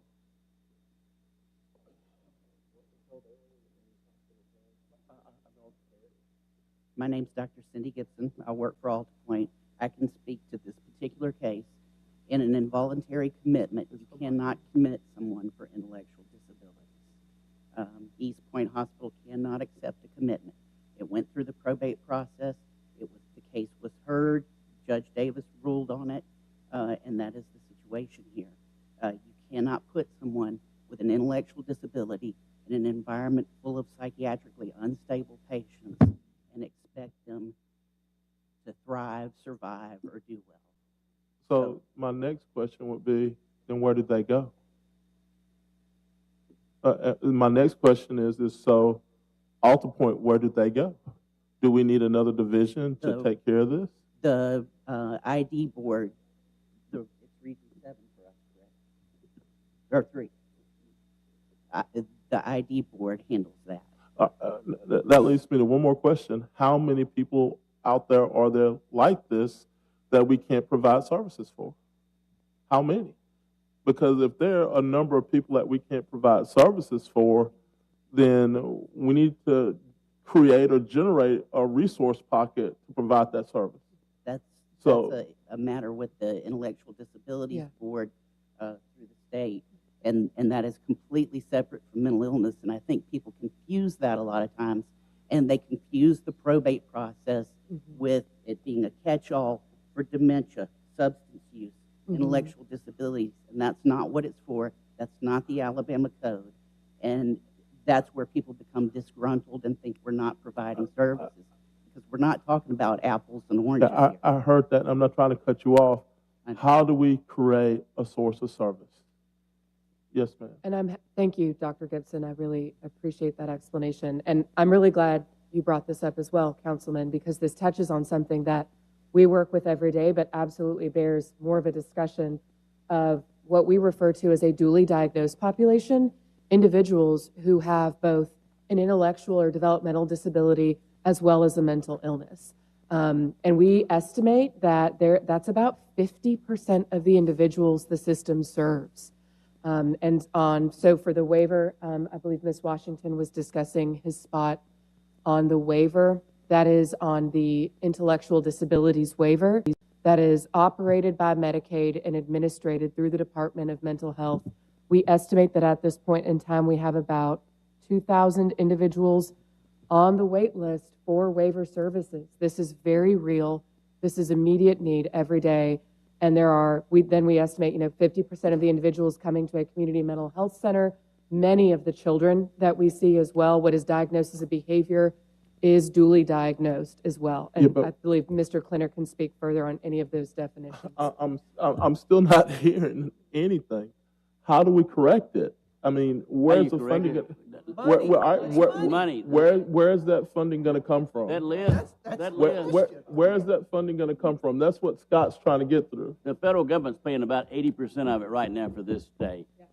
So, but Mr. Carroll, can I give you one word for just a second? There's something that was discussed that I think the council may want to consider. Can you give us your name, please? John Gray. I do a lot of legislative policy work, and I just met with legislators actually last week, and Coastal 150 recently, I don't know if any of you attended, Coastal 150 recently held a seminar on this, and I hope maybe the Department of Mental Health can provide the entire council with some information on this, and it's called Medicaid expansion. And across this country right now, we are seeing a movement, and there has been a pushback amongst partisan groups, but it has been adopted recently. And I will tell you right now, in front of this legislature is the opportunity to discuss, and you guys know much more than I do, about MedX and what that's going to bring. And we're talking about hundreds of millions of dollars in additional services. Now, I will tell you, it's very politically divisive. But I will tell you, for the first time in my life, and I have mental health in my family, this is a big concern for me. I will tell you, for the first time in my career, it is legitimately being debated by a Republican legislator. And I think that it would be helpful if the council spoke to the legislative representative in the delegation here to share what you see in the city of Mobile and how your vision can help influence them to possibly move forward on Medicaid expansion. I just wanted to offer that one policy piece. Well, I don't think it solves your problem, but it's something important for you all to know about. Well, John, yes, sir. You know me, but let me say this to you. Yes, sir. When it comes before the House, yes, sir, and it's time for somebody to speak in front of the House, put me on a list. I'd love to have you. I've done it before for other interests here in the city. Can I ask one thing of you? Yeah. Would you sponsor a resolution from this council to recommend to the legislature that they consider and adopt Medicaid expansion based on what you see in your city? I'm 100% for Medicaid expansion. I'll buy you lunch. You ride with me. We're going up. I'm just surprised to hear that a true-blooded, red-blooded Republican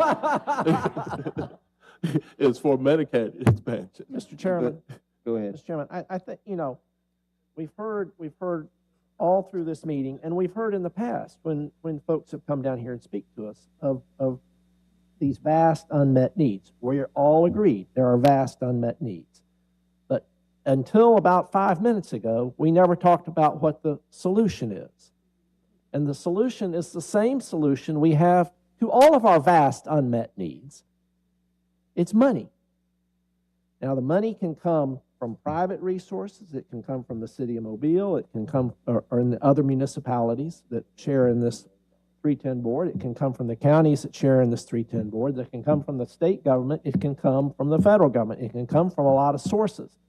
But the answer is money. And we can sit down here from now till hell freezes over talking about the problem. But if we don't find the money, we're not going to fix the problem.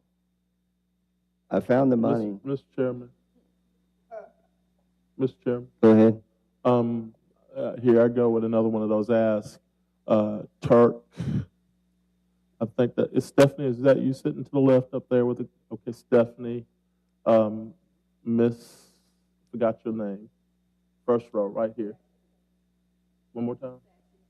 Sassington. So they have my number. I want you to call me. I'm going to do one of these crazy things again and put together a group and see if we can't come up with some type of charge to find a way to plug this hole. Stephanie, you represent the county, right? I'm sorry, I see the new director sitting right next to you. But in Alta Point, Turk, or whoever you need, if you would be tremendously helpful for our point, myself, Scott, the 310 board, whoever you want for representative. I can't get it too big so we can control this. But Ms. Ogby, I don't know if it's going to be, if you'd like to or anybody else, but I think that in Scott, in 30 days, we can assemble this and figure out how we're going to move forward to encourage whatever legislative change we need from the state for additional funding for our area, but also possibly for others. Beth Marietta, somebody needs to talk to her a little bit, but I say we put this together and try to move forward to find a way to resolve some of our funding issues. The legislature goes in session this year in March. Not February, March so you do have a little extra time. I'll also give you two small pieces of insight. Hopefully he's not putting all that up on air. Number one, the expected to be Speaker of the House, the former Majority Leader. Yeah, it's okay. Thank you for reminding me of that, so I'll think of my words better. The current Majority Leader for the legislature is expected to be the Speaker of the House. They haven't voted. I don't believe he's got a challenge. He is very committed to mental health. I believe you guys are well aware of Mr. Ledbetter, and he is a huge champion for mental health. I would ask, again, I don't think I can implore enough upon you, your words amongst legislators here. We have a lot of leadership out of Mobile. Mr. Pringle was just elected President Pro Tem of the Alabama legislature. I really think there's success here on the horizon. So I appreciate what you said. I just wanted you to know it's March. And number two, Mr. Ledbetter, who's expected to be the next Speaker of the House, I would try to get his ear on this, and I'm happy to help. Well, the next question I was going to ask, but I have to ask, I'll be asking our council attorney is has the legislative agenda for this year been set? So the legislature does not open filing of bills until the gavel falls, but they have what's called the pre-filing of bills. And if you will give me 24 hours, I believe I will know who the new chairman of the Mental Health Committee in the House of Representatives will be, and I will put you in touch with her. Do I have to contact one of our local delegation as a sponsor? No, because, well, here's the thing. I think for you guys to adopt a resolution, you do that here. What I've got to find out for you is who's going to be carrying the legislation that they're looking to move forward. And I believe right now it has not been determined what they're looking to do with it. I know it is being discussed. As I said, you're very familiar with Coastal 150 here. And I would suggest reaching out and just having a conversation with him about what they talked about locally. And let me get you in touch with the chairman of that committee. I know that in the past, I will tell you, I believe the chairman's actually going to be local to South Alabama. I don't want to say it out loud now because I don't think it's been made official and I don't want to get laughed at. But give me 24 hours and I may be able to put you on some things to help you move that ball. Pavonia, would you get all of my contact information to the people that we just talked about? And let's see how quickly we can make this go. Thank you. CJ, any questions? Anything else? You got anything? No matter what happens with this legislation or Medicare expansion, Medicaid expansion, Mobile needs its fair shake. You know, we're a growing city, we're a big city, we're becoming more of an urban city. Populations are getting more dense. We have a need now, and it's a growing need, and it's, I appreciate all the work that AltaPoint's doing, the board's doing, the Alabama Department of Mental Health is doing, but, you know, we need our fair shake out of the deal here. You know, we don't have a mental health hospital for adults here, you know, and we've got a growing mental health problem, you know, and the people we represent are suffering, you know, and the appropriate amount of attention needs to be drawn to us, to here. And so we're all charged with that. As y'all go back to Montgomery, I guess that's where y'all are from. Please take that message with you that although we may seem like we're getting along just fine, I want to make it clear that we're not. We need some additional attention, support, direction, and if Mr. Carroll and Mr. Gray and others were to be successful with Medicare expansion, we need our fair share out of that.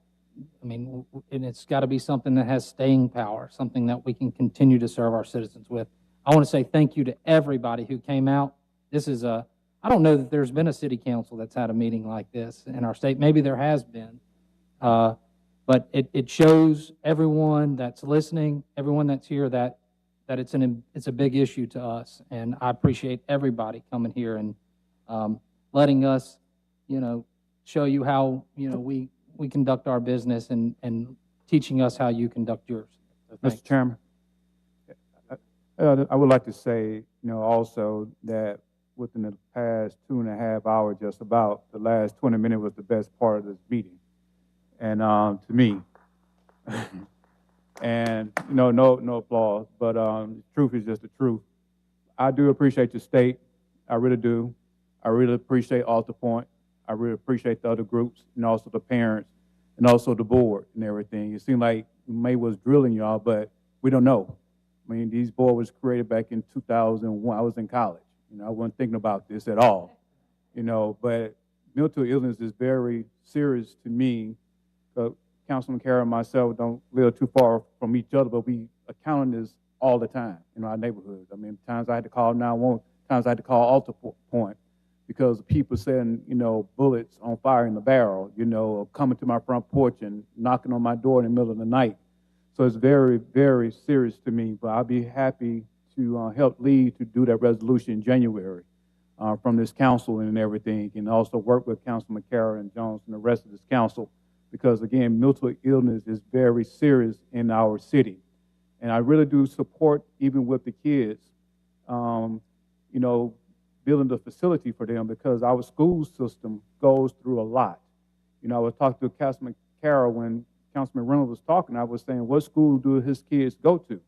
Because if you just visit the public schools, not the private schools, but just the public schools, especially in the inner neighborhoods, inner city neighborhoods, you would never imagine what these principals and what these teachers are going through. And a lot of these kids are on medication, and these are out tomorrow. They are out tomorrow. And we don't fix it today, what tomorrow is going to be like. And again, I'm very committed to this topic. But again, we need to know exactly what was going on, because again, a lot of misinformation was put out there, and I don't think we can go on what we can get, but we just need to be very well educated. But again, I do thank all groups. Thank y'all so much. Mr. Davis. Thank you. Please hold your I applause also for would comments. I'd like to thank everybody for coming here today. Folks that drove a long way, and even the folks that didn't have to drive a long way. You know, time is a very valuable commodity. It's something you give that can never be given back to you. And I want to thank you all for taking time out of your lives to be here today. Thank you. Do you have any comments you'd like to make? I want to thank you, Mr. Councilman, and your fellow council members for inviting the Alabama Department of Mental Health to come here today. Thank you so much to our friends, colleagues, and partners in the room here today. Whether it's, our community mental health center, I also see a couple other providers here.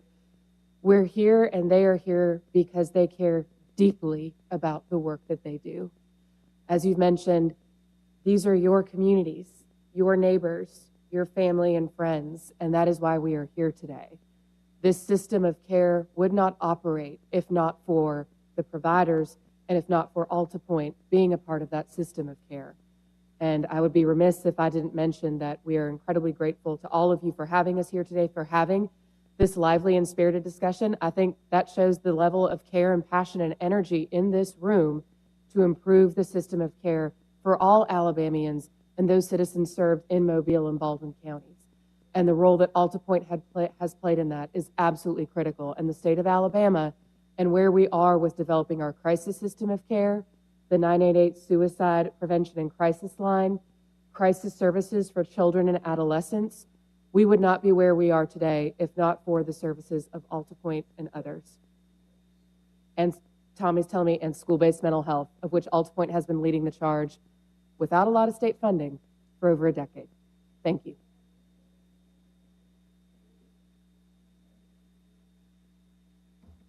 I'm Larry Jackson. Thank you so much for giving us an opportunity to be here and speak. We sincerely appreciate the opportunity. We certainly wanted to make sure that we brought clarity. Hopefully we've accomplished that today to bring some clarity in many different areas. But we look forward, and one of the words that I haven't heard said today is that we are all stakeholders. We're all in this together.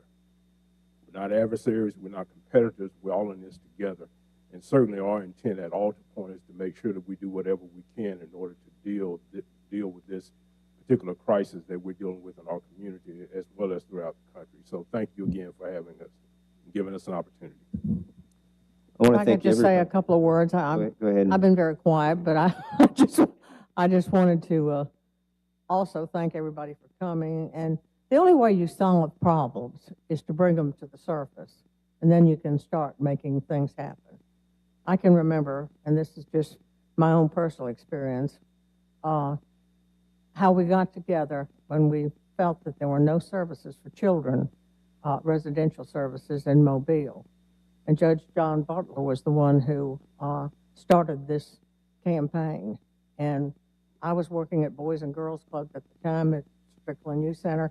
We were very happy to get together with people in Mobile that had funding, foundations, and we brought in other organizations.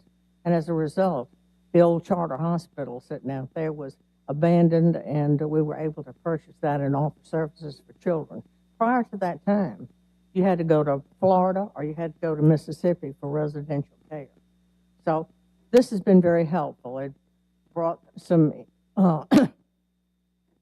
things out to the open, and we thank you, Mr. Jones, for your interest as a good public servant. And everybody that's sitting on this council, I've grown to know most of you, and I thank you for your service. It's something that we need in this community, and Mobile has a way of solving problems. So you throw it at us, and we'll work it out. So go Mobile, so goes the state of Alabama. Motion to adjourn, Mr. President. Wait, Okay. Can I say a couple of things? Yeah. I know that scares a lot of people. First of all, I want to thank everybody for coming. Everybody. Because this isn't AltaPoint's problem. It's not the department's mental health problem. It's not this city council's problem. It's our problem. And one thing brought me here, and I've told that to some of my colleagues. I'm sick and tired of being sick and tired of watching folks die on our streets, and they get shut out from getting the help that they need. 47th in the nation. If we leave these doors and take no action on what we discussed, we fail.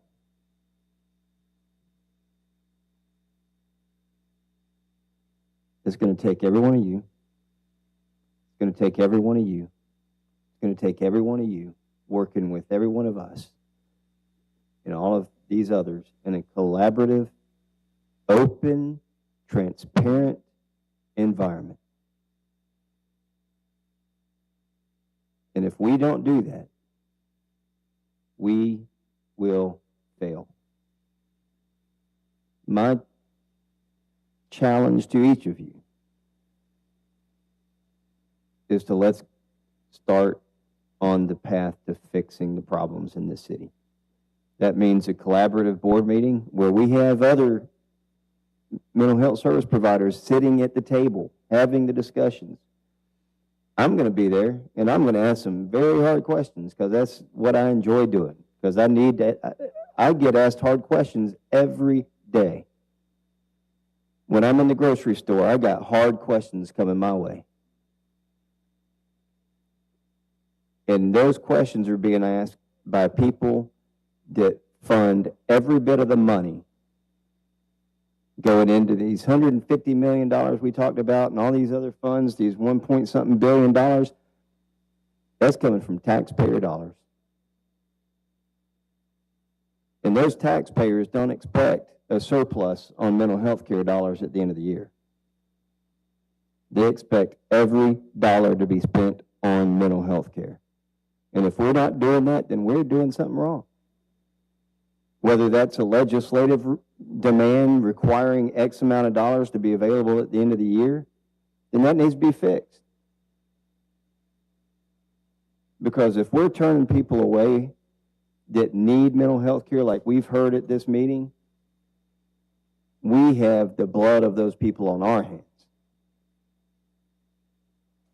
And I don't want to look in the mirror and have to accept that. So I challenge us, each of us, to work together in an open, positive, transparent way to make this city the best that it can be. I'll take your motion for adjournment.